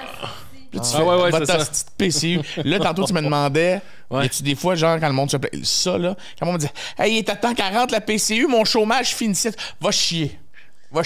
Les parents d'enfants malades et d'enfants handicapés, c'est un luxe. C'est 50 fois plus un luxe que d'aller dans le sud, d'avoir un enfant malade. Ou j'ai plein de parents d'enfants handicapés qui m'écrivent aussi pour me dire, hey, merci d'en parler publiquement, qu'on n'en a pas d'aide. Mais que Chris, n'importe quel petit taupin peut se mettre sur le chômage ou whatever quoi. Excusez-moi, j'ai utilisé le terme taupin. T'es pas taupin parce que c'est sur le chômage, c'est pas ça que je veux dire. Mais tu peux avoir de l'argent avec tout aujourd'hui. T'as des subventions pour n'importe quoi. Mais hey, excuse-moi, mon enfant, il a un cancer, je peux plus travailler. Puis tes compagnies d'assurance qui font, ben c'est pas toi qui as le cancer, c'est ton enfant. Ouais, mais je peux pas te travailler. Ah, ouais, hein? Puis là, moi, j'ai une assurance vie, puis qui font, mais c'est pas toi qui as le cancer. Non, c'est ça. Mais mon enfant, celui qui perd ses cheveux, là, genre que j'aide à marcher, aller à la salle de bain vomir, que je ramène dans son lit, puis que je console parce qu'il a peur de mourir. Lui, là, ben, genre, je peux pas aller travailler aujourd'hui parce que je fais ça. Fait qu'il y aurait-tu possibilité que, comme travailleur autonome, je puisse avoir le droit à une petite partie de chômage, mettons? Puis c'est non, t'as pas le droit, t'en as pas d'argent. Puis ta compagnie d'assurance vont faire, hey, tu payes une assurance vie puis une assurance invalidité, mais c'est pas toi qui es malade, toi, t'es en pleine forme. Puis là, tu dis à la fille, ouais, mais si, mettons, je suis en dépression, ça va être correct. Il va falloir le prouver que tu es en dépression. Là, tu fais, ben, je suis en dépression. Madame, donnez-moi mon argent, je suis en dépression. Mais ça prend votre billet du médecin. Puis là, ben, vous venez de me dire que c'est votre enfant qui est malade. Fait que là, tu fais, il va y avoir une enquête. Puis tu fais, ah, elle est toute chiée pour vrai, là. Genre, je peux pas travailler, je m'occupe d'un enfant qui est malade. Fait que je me suis dit qu'un jour, j'allais avoir une fondation. Ouais. Puis genre, je vais amasser le plus de cash possible pour les parents. Puis que ce soit des cartes prépayées d'une épicerie, que ce soit IGA, Métro, whatever qui va vouloir embarquer. Juste que tu n'aies pas à te casser la tête avec les repas, que ce soit des repas préfaits, que ce soit des cartes de gaz payées d'avance. C'est malade, que ça. tu puisses juste... Genre, on te donne un panier, là, ton enfant est malade, pleure, là, demain, on va te donner un panier de t'aider un peu, là. Puis juste que pour 1 an, au moins, tu puisses respirer. Hey, c'est hot en crise, ça. Ouais, fait que c'est mon concept de...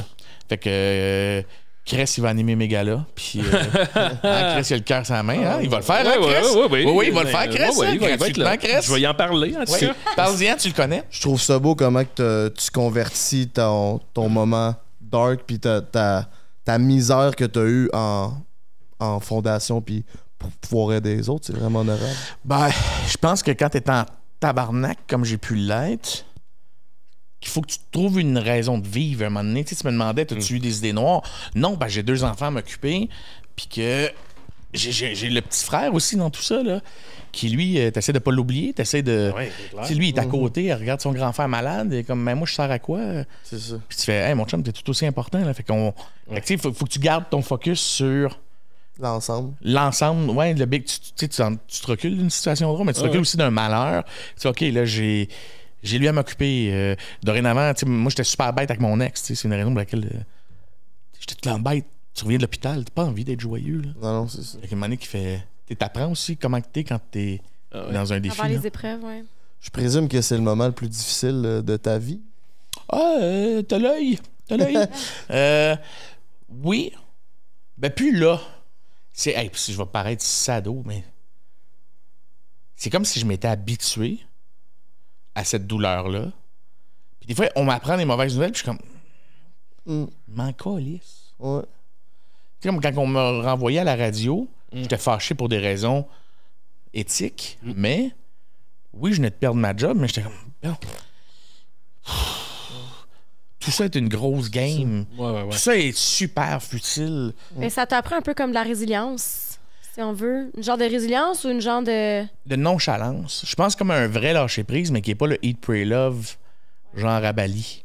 Ah ouais. Tu sais, c'est pas quelqu'un qui est écrit « Ici, nous lâchons prise sur une planche de bois à son chalet Ouais. » C'est un vrai... La froideur de la vie, là. Ouais, genre ben frette, là, qui fait mal, là. Ah ouais.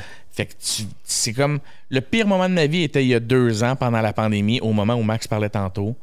Je vois même pas comment j'ai pu faire pour juste traverser cette tempête-là. Parce qu'il y avait d'autres problèmes aussi que ça me tente pas d'étaler, mais que j'ai dit dans ce soir-là, que je veux pas que t'étales non plus.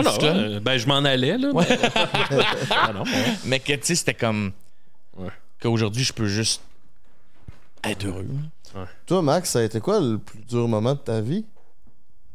Oh! Essaye de battre ça. Ouais, c'est ça, essaie de battre le cancer de mon enfant. Non, moi, Max. je me souviens que jeune vingtaine, quand j'étais à l'université, il y avait quelqu'un dans mon entourage qui s'est enlevé la vie. Puis on parlait tantôt de pas avoir de réponse, là, puis ça m'avait fucké bien raide. Tu sais, je trouve que j'avais passé un peu ma jeunesse, mon adolescence. Tu vis comme si t'étais le personnage principal d'un film, puis que les choses s'arrangent, puis tout se place, puis là, ben la personne est juste plus là, puis il y a rien qui va se placer, tu sais. Fait que j'ai été un bout, on dirait, moi j'appelais ça la grande désillusion de te rendre compte que, OK, on est sur une planète dans le cosmos, puis le monde meurt. Puis en fait, ce qui m'a fait chier, c'est à quel point la vie continue en s'en contre-calissant, tu sais. C'est tellement beau ce que tu dis parce que tantôt, quand tu me demandais si je cherchais pourquoi j'étais fâché, là, c'était ça. Ouais. Genre, c'est carrément ça. De sortir de l'hôpital, là, puis de me rendre en voiture, puis retourner à la maison m'occuper de Jules, alors que je viens d'apprendre que l'autre est malade, mais il faut que je la laisse avec sa mère à l'hôpital. Ouais. Et là, tu vois tout ça. Là, tu vois le monde sur Saint-Laurent sortir d'un bar, t'es à une lumière, quelqu'un qui klaxonne parce que tu vas pas assez vite, t'es hey man. Je viens d'apprendre que la Terre continue de tourner, c'est une violence incroyable quand tu fais quelque chose de tough. Puis c'est ça, fait que pendant ces moments-là, mettons, je sortais d'un bar avec mes chums, j'avais full de fun, puis là, un moment donné, je snappais genre. Ouais. La culpabilité quasiment, là. Je me sauvais du bar en braillant, mais je le disais pas à personne. Je me sauvais, puis là, j'allais me cacher. Je me souviens, je m'étais caché sur le bord d'une maison, je braillais. Puis je m'en allais, mais comme frustré, là, tu sais. L'alcool aidait pas, là. Je m'en allais choqué, là. Puis je m'en allais chez nous en tabarnak jusqu'à temps que je dessoule. Elle l'aidait pas ou justement elle faisait sortir peut-être quelque c'est chose, ça. tu sais, comme elle pétait le bouton, là. Puis l'autre moment de ma vie où j'allais pas bien, c'est drôle parce que ça, je pense que je n'ai jamais parlé pour vrai.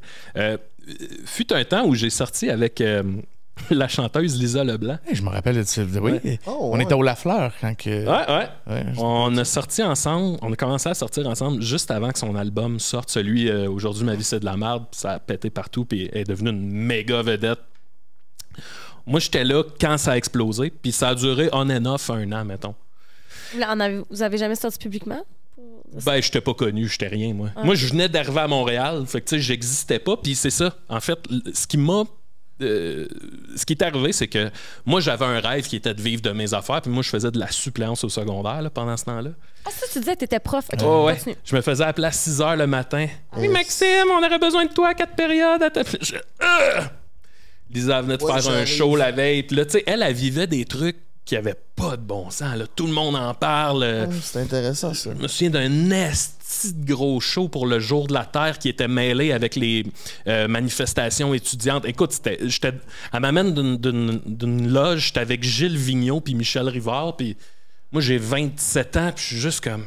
Mais là, tu sais, qu'est-ce qui se passe, là, tu sais? Deux réalités complètement différentes. Hein? Ouais, puis en fait, tu sais, moi, c'était ça que je voulais vivre, mais là, je vivais tout mon bonheur à travers elle, mettons. Puis tu sais, moi, de mon bar, je vivais des trucs cool, là, mettons. C'est le moment où on a commencé à faire la presqu'île jazz. Ouais, je me rappelle, je me rappelle très bien quand c'était le Zoo Fest. Ouais. On était partis, toi, moi, Dom, puis comment elle s'appelle, la fille? On avait été manger dans un Lafleur, là, elle s'occupait... Bizarillon. Elle s'occupait au Zoo Fest de la programmation. Oui, OK. Claude Mire. Claude Mire. Oui, Bizarillon, okay, qu'on salue. Oui. On avait été dans un... Ouais. Un Lafleur manger. Ouais, on parlait d'Avec Podcast. Tabarnak, t'as une bonne mémoire. Hey, je me souviens que tu m'as dit la plus belle ligne d'Avec Podcast, c'est chimer l'univers. Oui. T'as donc une bonne mémoire. Ben, je sais pas. Et ce soir-là, tu te vidais le cœur sur le fait que je pense que tu venais de te chicaner avec Lisa ou il y avait quelque chose qui avait pas été bien ce soir-là. T'étais en show. Puis qu'elle devait venir te rejoindre. En tout cas, il y avait un bug. Ça se peut. Puis c'est là, ce soir-là, que j'ai appris que t'étais avec Lisa. Ouais. Mais en fait, c'est ça, tu sais, à un moment donné, écoute, elle était en tournée, elle partait en Europe un mois, 2 mois. Ouais. Là, fait que la relation se pouvait plus bien. Là. Fait qu'on s'est laissé. Puis là, quand on s'est laissé, on dirait que moi, je perdais tout. Tu sais, ce que je vivais à travers elle, c'était plus là. Puis là, tout ce qui me restait, c'était mon rêve que j'arrivais pas à atteindre parce que... Mais que t'avais vécu quand même un peu. Ça te mettait en contact avec... Parce que tu savais que ça existait. C'est ça, je savais que ça existait. Puis là, c'est comme si... Tu avais goûté. Imagine l'espèce de showbiz, là. C'est une porte, là. Puis là, moi, j'avais accès à cette porte-là. Je pouvais aller là. J'étais là, hey, je parle avec Patrick Normand. Au gala de la disque, c'est donc bien malade. Et là, tout d'un coup, la porte se ferme, puis t'as plus à clé. Puis j'étais comme... Et tabarnak. Fait que ça, pour vrai, je pense que je n'ai eu pour 2 ans à revivre mon bonheur à travers moi. Est-ce que ça t'a aidé à vouloir plus vivre ton rêve parce que tu y avais goûté? Peut-être. Je pense que ça a surtout changé. C'est que avec le temps, j'ai fait comme ben oui, tu peux être.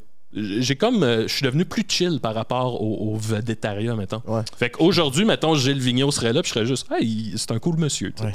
Je serais pas genre, oh mon Dieu, tu sais. C'est ça surtout qui a changé. À cette heure, je suis bien plus chill avec tout ce qui a rapport à ça. Ça t'impressionne plus. Tu attaches plus la même importance que tu le faisais à l'époque. Exact. Parce que par expérience de vie puis expérience du métier. Tu te rends compte des fois que les vedettes sur qui tu tripais finalement. Puis, écoute, là, ça va peut-être.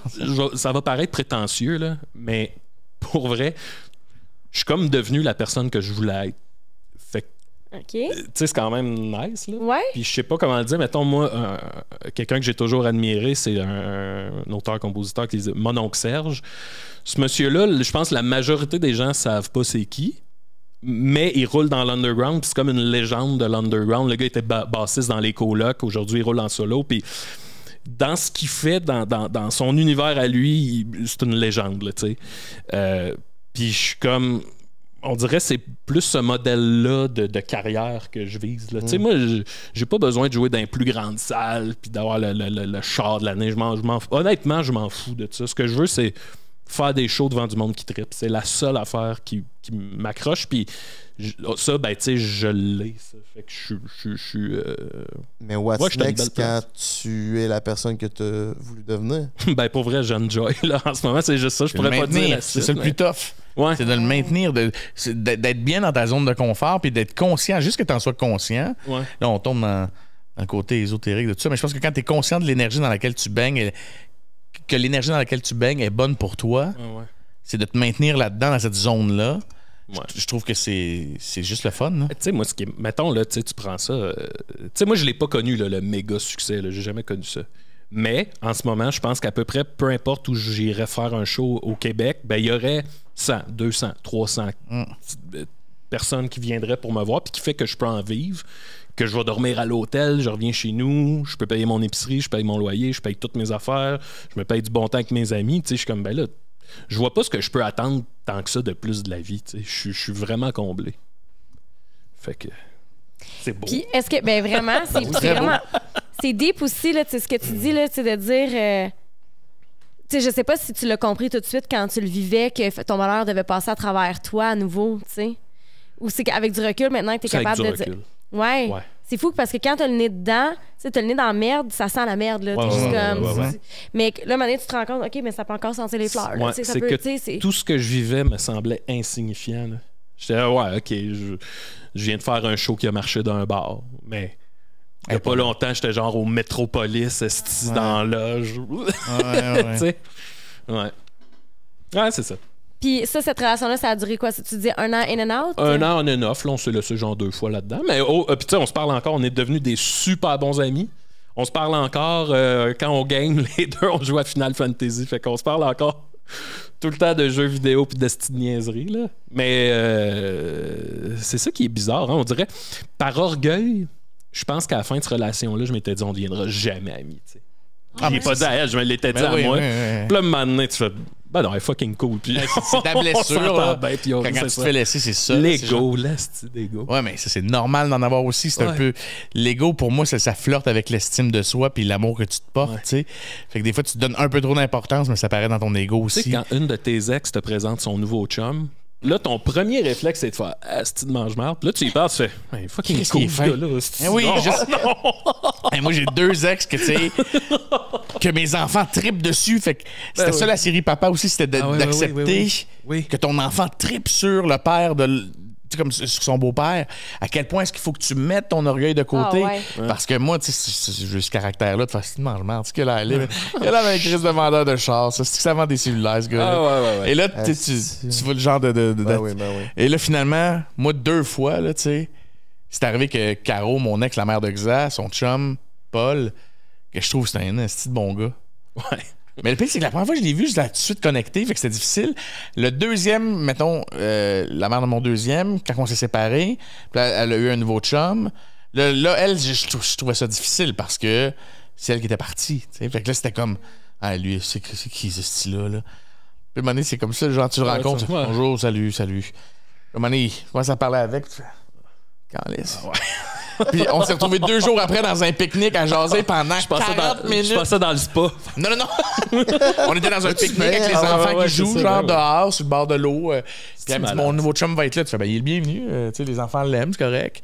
Puis finalement, tu parles avec, puis tu fais, tu te quasiment le goût à ton ex votant, man, il est super fin. Genre, ça pourrait être mon ami en dehors. Tu sais, c'est comme. C'est quand tu tasses ton ego, c'est souvent ça, parce que la fille avec qui tu as été pendant des années, c'est rare qu'elle va changer de type de gars drastiquement. Là, fait que, il va te ressembler d'une certaine façon. Là, il y a quelque chose dans lequel tu vas te reconnaître. Tu sais. Bon, tu as été à sexe oral. Je pense pas que ça a été un passage qui a été inaperçu. Comment... Il y a eu un avant et un après. C'est ça, j'allais te demander. Avant, après, qu'est-ce que ça t'a... Moi, là, je suis allé à sexe oral parce que j'aime beaucoup, beaucoup, beaucoup Lisandre. Puis que j'aimais beaucoup leur balado. Oui, je l'aime bien, Lisandre. Lisandre? Non? Il l'aime bien. Okay. Un peu trop. OK, excuse-moi. Son chum est au courant, en fait. OK, c'est bon. Et j'aime beaucoup... je suis comme devenu mal à l'aise, là. Non, Frank qui tripe sur Lisandre, c'est bien assumé. OK, c'est très assumé, parfait, OK. Et puis... Qui ne tripe pas sur Lisandre? Ouais, exactement. Exact. Et j'écoute une couple d'épisodes 2, puis je commence, je trouve ça le fun. Genre, une année, j'irai le faire, le balado, je vais y aller, moi, comme gars, parler de sexe, puis tout. Puis, je m'en vais là, puis pour vrai, là, je vais sonner comme un cliché de Love Story à l'époque, là. Après 5 minutes, j'ai oublié qu'il y avait des caméras. Oh. Et je suis vraiment un raconteux dans la vie, une grand gueule. Puis là, ça a dérapé. Puis j'ai dit un peu trop d'affaires. Puis là, ça s'est retrouvé... genre en petite vidéo de TikTok. Ouais. Un clip. Et là. Je les ai vus. Tu les as vus? Ouais, j'ai quasiment senti. Découvert des affaires. Et là, après ça, c'est que c'est mon entourage qui m'en parle. Puis c'est pas si pire que ça. Puis là, mon fils qui me disait, là, t'aurais dû faire attention, telle affaire. Le chum de ton ex. Et là, c'est comme, shit, je n'ai peut-être trop dit. Et la journée où je réalisais que je n'avais trop dit, c'est cet été.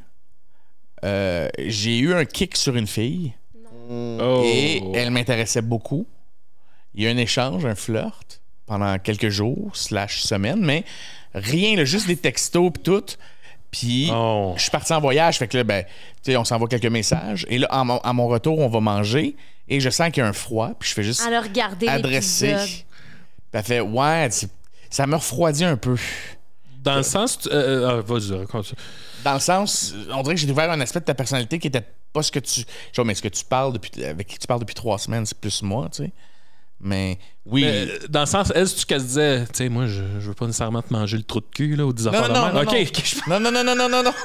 Ou bien genre aller au cinéma de l'amour. Mais je pensais que c'était ça. C'est genre, de mettre autant ta vie privée out there. Ouais, c'est ça que je pense qu'elle a pas aimé, que je sois plus livre ouvert comme ça. Moi, j'ai pas envie que ma vie soit là. Puis tu fais, j'en ai effectivement beaucoup dit. Oui. J'en ai rajouté pour être drôle. J'en ai rajouté, tu sais, pour... Là, tu patines en esti. Là, tu patines devant la fille, là, puis t'es comme, ben, oui, c'est moi, mais non en même temps, tu sais. Je veux dire, au quotidien, je suis pas ce gars-là, tu sais. Je vais pas tout le temps te gosser pour faire des affaires, tu sais. Je dis pas parce que j'ai dit que j'avais fait 2 affaires wild dans ma vie que je fais ça tous les estis de mardi soir, là. Ça reste que j'étais un papa tranquille, là, tu sais. Fait que bref, ça m'a coûté cher. Puis une autre fois, une fille, on prend un café tout simplement, il y avait pas... qui fait, ouais, j'ai entendu tel truc, mes amis de filles m'ont averti avant de venir te voir. Hein? Mais qu'est-ce que tu as dit d'abord? Mais il a été très open là, sur sa sexualité. Puis en même temps, moi, je trouve ça beau parce que c'est rare que tu entends des hommes se confier à ce point-là sur leur sexualité puis de s'assumer autant. Puis moi, je trouve ça m'a fait du bien. Bon. Ben merci. Merci. J'ai eu aussi beaucoup de belles demandes que j'ai déclinées à 99,9%. Parce que l'affaire, c'est que, tu sais, je pense que c'est sûr que quand tu racontes l'extrême... OK, non, on va y aller dans le point 01. Ouais, c'est ça, là. Mais... T'es au courant d'affaires, toi? Ben non, mais j'ai aimé ta face. T'es encore ressorti de la situation, t'as fait... OK. C'est juste pour le faire rire. OK, c'est vrai. C'est vraiment juste pour le faire rire, ça fonctionne. Je suis sensible. Mais je peux comprendre, tu sais, parce que... Quand tu rencontres quelqu'un d'emblée, tu connais pas ses habitudes sexuelles, puis tu sais pas les trips les plus wild que cette personne-là a fait. C'est un jardin secret, tout ça. Puis là, quelqu'un google ton nom, tombe sur sexe oral. OK, je m'en vais voir ça. Là, la personne fait comme ah, mais moi, j'ai jamais pensé à faire ces affaires-là. J'ai jamais. Là, oh, OK, je m'assois devant toi, puis là, c'est est-ce que je vais te convenir? Oui, c'est ça. Ben, c'est un peu ça que je me suis fait dire, tu sais. Puis là, tu vois, dernièrement, j'ai rencontré quelqu'un, puis que je lui ai dit, ne va pas écouter cet épisode-là de moi, OK? Ouais, puis c'est pas nécessairement une barre à atteindre, tu sais, c'est pas un barème. Non! Je suis capable de faire le missionnaire, là, tu sais. Je suis heureux avec... Moi, c'est toi, je veux, tu sais, c'est comme... Ouais. Puis la personne est allée l'écouter, puis elle a fait, je comprends qu'est-ce qui a pu faire peur à cette fille-là, mais tu sais, en même temps, moi, je m'en crisse, là, tu sais, c'est comme... On va partir de notre dynamique sexuelle ensemble, pas à partir d'un podcast, dire, OK, là, t'as d'anecdotes de 20 ans de sexe, là, tu sais, je veux dire, pas parce que tu racontes 3 choses wild, t'as fait en 20 ans. Que c'est ça, toi. Que c'est ça ma vie, là, tu sais. Puis là, je recevais des messages. Il a fallu que je fasse une vidéo dans laquelle je disais, hey, tout le monde, là, il va falloir se calmer, mesdames, là. Pas parce que j'ai dit que j'aimais ça me faire m'asseoir d'en face que faut vous m'offrir. Hey, j'avais. Honnêtement, il y a plein de gars qui vont faire, t'es gars, on aurait dû le faire. Je recevais quotidiennement une douzaine de messages explicites. Ben voyons donc. De femmes pendant au moins 2-3 semaines. Genre, et je faisais même un copier-coller à un moment donné. Hey, c'est très gentil.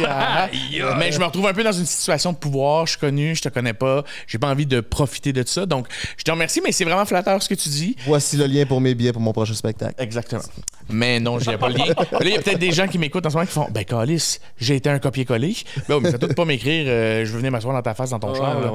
Ouais, puis en même temps, tu sais, je veux dire, on va changer la station de bord. Exactement. Si une fille dit qu'elle aime faire une fellation, c'est pas tous les gars qu'il faut qu'ils écrivent ah, c'est juste mon pénis. Avec son pénis bien bandé, là. C'est ça. Mais ça, je n'ai pas eu beaucoup de photos. Il y en a eu quelques-unes. J'étais étonné. Il y a des offres, là. Genre, straight up dans le DM, là. Salut, j'aimerais ça te sucer et m'asseoir dans ta face. T'as pas idée du nombre que j'ai reçu. C'était-tu des femmes plus vieilles ou c'était tout âge? De tout âge. Okay. Honnêtement, là, je travaillais à C'est quoi dans ce temps-là et je le montrais à des collègues ce que je pouvais recevoir en disant « Dude, man, qu'est-ce que je fais avec plaisir? T'es profites-en, t'es célibataire. » Puis j'étais comme « Non! » Genre, c'est le pire cadeau empoisonné du monde. Puis de toute manière... Je vais juste devenir une anecdote de brunch de filles. Ouais. Mm-hmm. Il suffit juste que je fasse une petite chose pas correcte. Ouais. Non, j'aime mieux cultiver le mythe. Et le fantasme. C'est ça. Allez-y, vous tripez sur... De toute manière, je voyais, je sais pas si vous êtes comme moi, mais tu sais quel type de fille t'attire dans la vie. Tu sais quel genre de fille va triper sur ce que t'es. Ouais. Fait que quand tu vois des filles qui sont aucunement le genre de filles qui t'auraient regardé de toute manière, tu fais comme fuck that, man. Genre, va chier, je trouve ça insultant. Arrête, là, t'aurais trippé sur mes amis, toi qui sont au gym à tous les jours, puis qui me juste 6 et 2. T'aimes pas ça, des chubbies avec des tatous, là, genre de 5 et 8, là, arrête, là. Ouais. Fait que, tu sais, puis il y a des fois que tu fais comme, ah oui, toi, mais. Fait que des fois, j'étais comme, mais non, j'ai pas envie de. Mais c'est vraiment comment on dit ça? Double tranchant. Non. Je serais curieuse de voir le nombre de filles qui m'ont écrit qui auraient un double discours, par exemple, si c'était elle qui recevait tous ces messages-là. Ouais. Mais que je peux pas me permettre de dire ça publiquement parce que là, tout le monde va penser que je suis un incel. Mais. Et qu'en est-il du 0.1%? C'est la question qui tue. Ouais. Il y a eu 1,1% à un moment donné où la personne, je la trouvais vraiment dans mon genre de fille, puis je voyais que je pouvais être son genre de garçon. Donc, elle, c'était même pas explicite. C'était genre, ah, écoute, je t'ai découvert avec ce balado-là. Je sais pas qu'est-ce que tu faisais avant, mais sache que j'ai bien aimé. Puis t'avais de la classe comme message. Puis de faire, hey, merci, t'es bien fine. Puis là, comme n'importe qui. Ben oui. Tu regardes la photo. Là, tu fais, c'est tellement mon genre de fille. Puis là, tu regardes, puis là, moi, je vais scroller, là. Puis je vais voir ses ex. Si c'est des chubby avec des barbes, des tatous, je suis genre dans ses goûts. Ah, OK. Fait que là, j'ai fait comme, c'est le genre de fille, je pense que, cool. Puis finalement, on s'est juste comme échangé quelques messages, puis il n'y a même pas eu un café, là, tu sais. Ouais. Il y a eu quelques messages. OK. Elle s'est pas assise dans ta face. Elle s'est pas assise dans ma face, mais on a discuté. Ouais. Tantôt, il y a une histoire que je l'ai racontée, puis je veux pas étirer ça trop longtemps, là. Je veux pas prendre trop de votre temps. Vas-y. C'est en lien, tantôt, on parlait beaucoup de cancer, là. Ouais. Moi, mon meilleur ami, c'est Jake Dion. C'est un BDiste, fait de la BD. C'est lui qui a fait l'adaptation d'Alice de Patrick Sénécal. OK. Ouais. C'est ça, lui, c'est mon meilleur chum, là, c'est mon confident. Lui, quand il était enfant, là, très jeune enfant, il a eu cancer du cerveau, puis il a été miraculé, tu sais. Il était supposé mourir, puis un moment donné, pour aucune raison. Ça l'a arrêté de popper. Ouais, c'est ça. Mais il s'est quand même rendu à être un enfant mourant, mettons. Ouais. Puis là, une fois, on prenait une bière ensemble, puis j'ai dit, hey, tu m'as jamais raconté ça, tu sais. Puis là, lui, c'est un bon conteur. Fait qu'il me conte ça, là. Esti, je pleurais de rire. Ah, de rire. De rire. Il me conte qu'il est allé au Club des 100 watts dans le temps. C'est animé par Marc-André Coallier. Je sens que ça va être drôle. Man. Il est allé au Club des 100 watts, mais genre, petit leucémique bandana en chaise roulante, là. Puis là, il dit, quand il est arrivé, c'est comme si personne ne savait qu'il était dans cet état-là, tu sais. Fait que tout le monde était comme... Puis là, Marc-André Coallier, il arrive, tu sais, lui, dans le temps, c'est il te faisait une poignée de main. Ouais. Mais là, imagine, là. Tu sais. Puis là, Jake, il me conte ça, puis il dit, moi, c'est parce que je m'imagine, lui, qui revient chez eux le soir, puis qui prend ses enfants dans ses bras. En pleurant. Papa vous aime. Jake, puis là, je sais pas si vous allez avoir le référent, il est allé à Parcelle de Soleil. Oh, wow! Il a fait des bricolages. Avec un vieux monsieur qui faisait des bricolages, puis il recevait juste des enfants malades. Ouais, il recevait juste des enfants malades, puis à la fin, il te donnait, genre, il disait, toi, qu'est-ce que t'aimes dans la vie? Ben, moi, j'aime les papillons, puis là, il te donnait, genre, un filet pour attraper des papillons, tu sais, mettons. Ouais. Puis lui, il s'était fait donner, je me souviens plus quoi, là, genre, d'une affaire pour dessiner, mais tu sais, il était rendu, puis là, écoute, il me compte tout ça, là, toutes ses aventures au Club des 100 watts, que tout le monde, puis là, moi, je braille de rire, puis bon. Et là, on move forward. Quelques mois plus tard, moi, je reçois du monde chez nous pour la Saint-Jean-Baptiste. Avec mon ex-copine, on reçoit du monde à la Saint-Jean chez nous. Et là, on fait des biscuits aux potes. Et il était fort en tabarnane. Fait que moi, je viens, là, les yeux rouges. Puis là, Jake est là. Il y a plein d'amis à mon ex qui sont là, dont Mylène Saint-Sauveur, comédienne. Ouais. Et là, puis là, à un moment donné, tout le monde...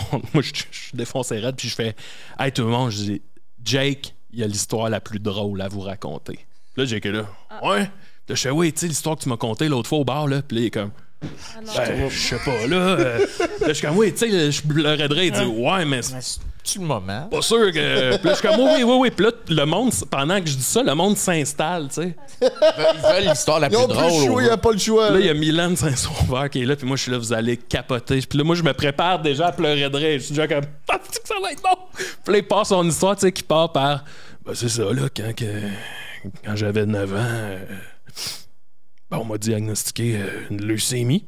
Puis là, moi, je pars à rêve, je suis comme Puis là, tout le monde me regarde parce que tout le monde est comme Ben voyons, le Christ. Ben voyons. Puis là, il compte son histoire, puis là, il est comme, tu sais, c'est ça, là, j'étais allé au club des 100 watts, puis tu sais, j'étais vraiment, là, j'étais mourant, là, tu sais, puis il dit, je voyais que Marc-André Coilier, ben, tu sais, lui, ça l'a vraiment fait rusher, parce que là, il s'attendait pas à avoir un enfant à mourir. Puis là, à un moment donné, lui, il compte son histoire, puis à un moment donné, je me lève les yeux, puis il y a Mylène qui est en train de pleurer.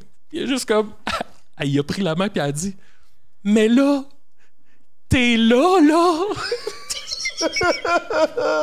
Puis là, complètement il finit son histoire.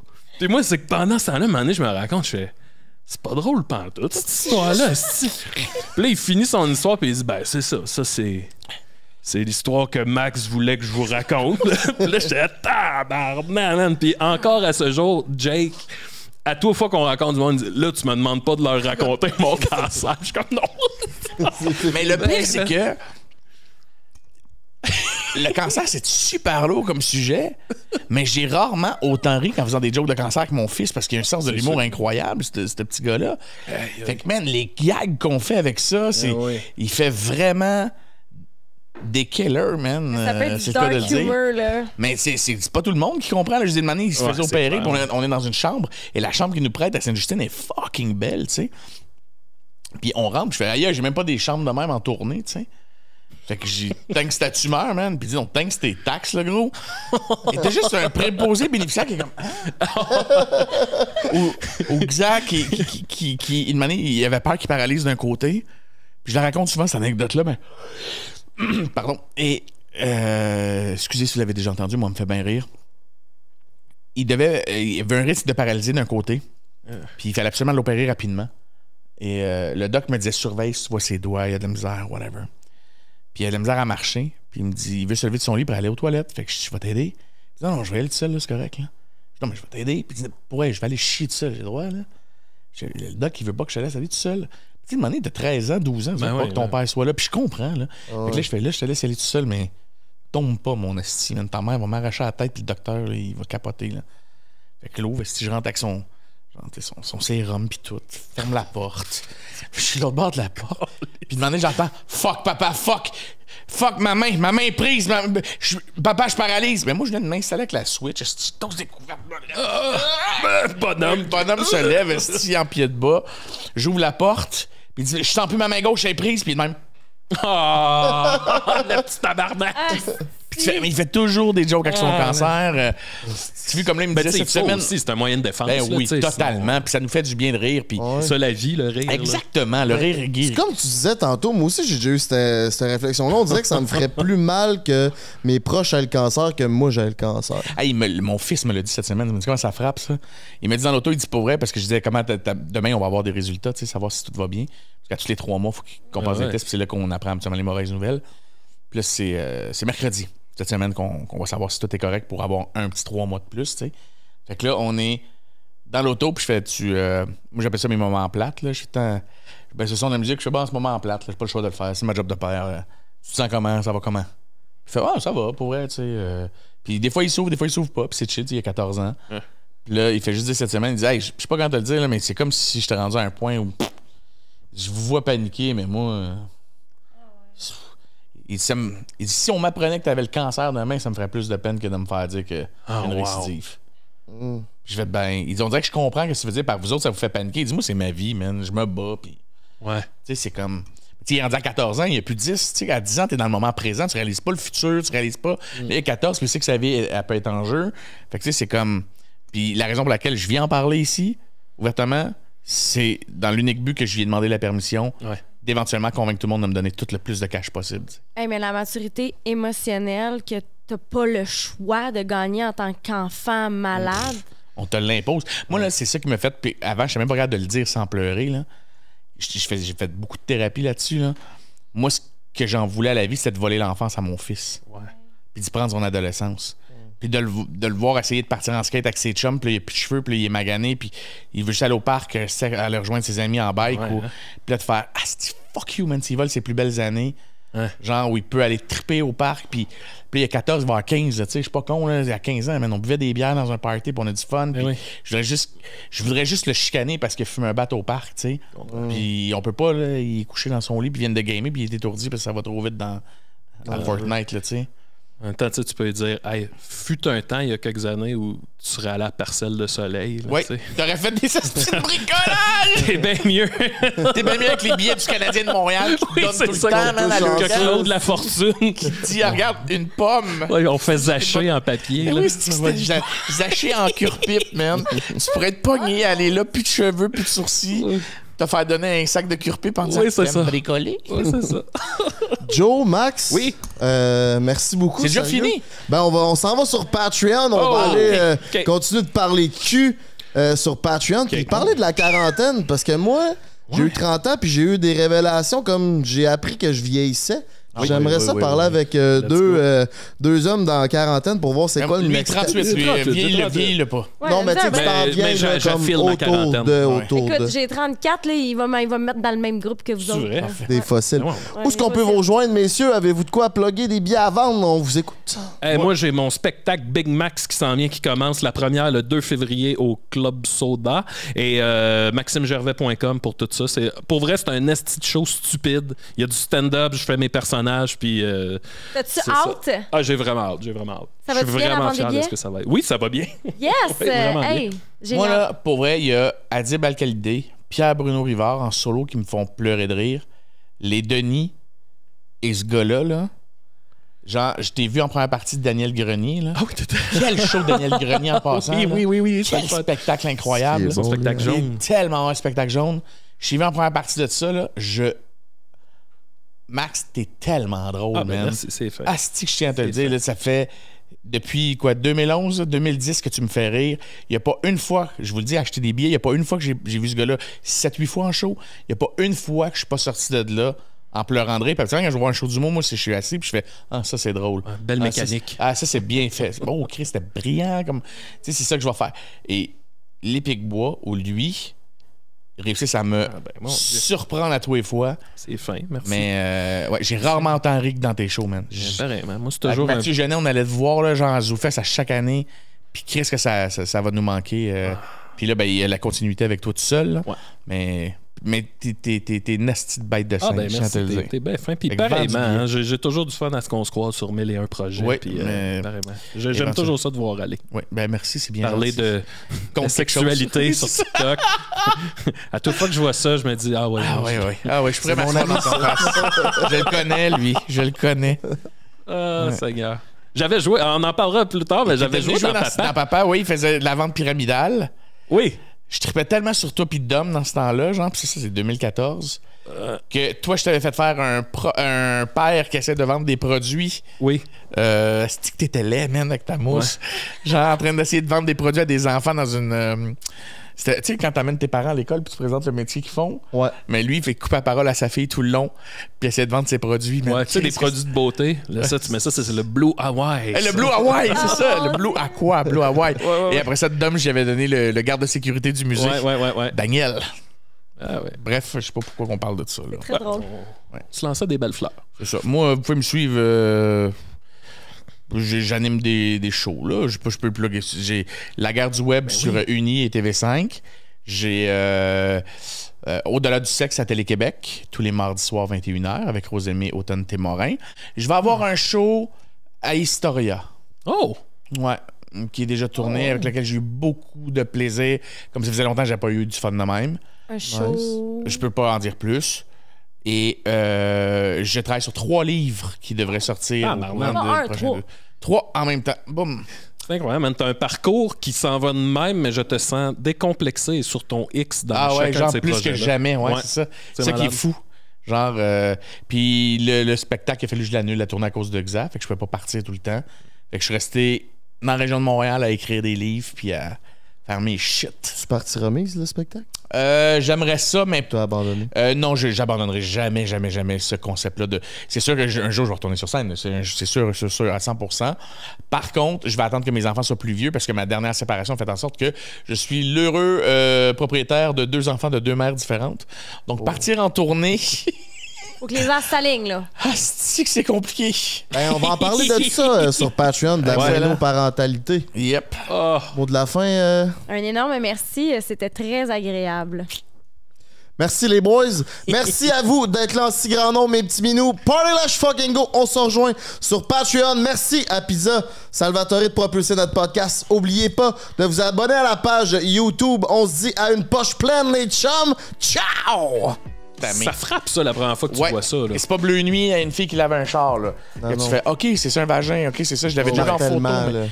Les fois où j'ai trop étiré une relation, j'étais tellement pas bien que le sexe était plus possible. Je vais rejoindre la gang avec qui je faisais la tournée, tu sais, puis je me souviens que j'étais arrivé puis fallait qu'on parte, là, je suis parti à la dernière seconde. Là. Je suis rentré dans l'espèce de van de tournée puis juste ça. On peut y aller.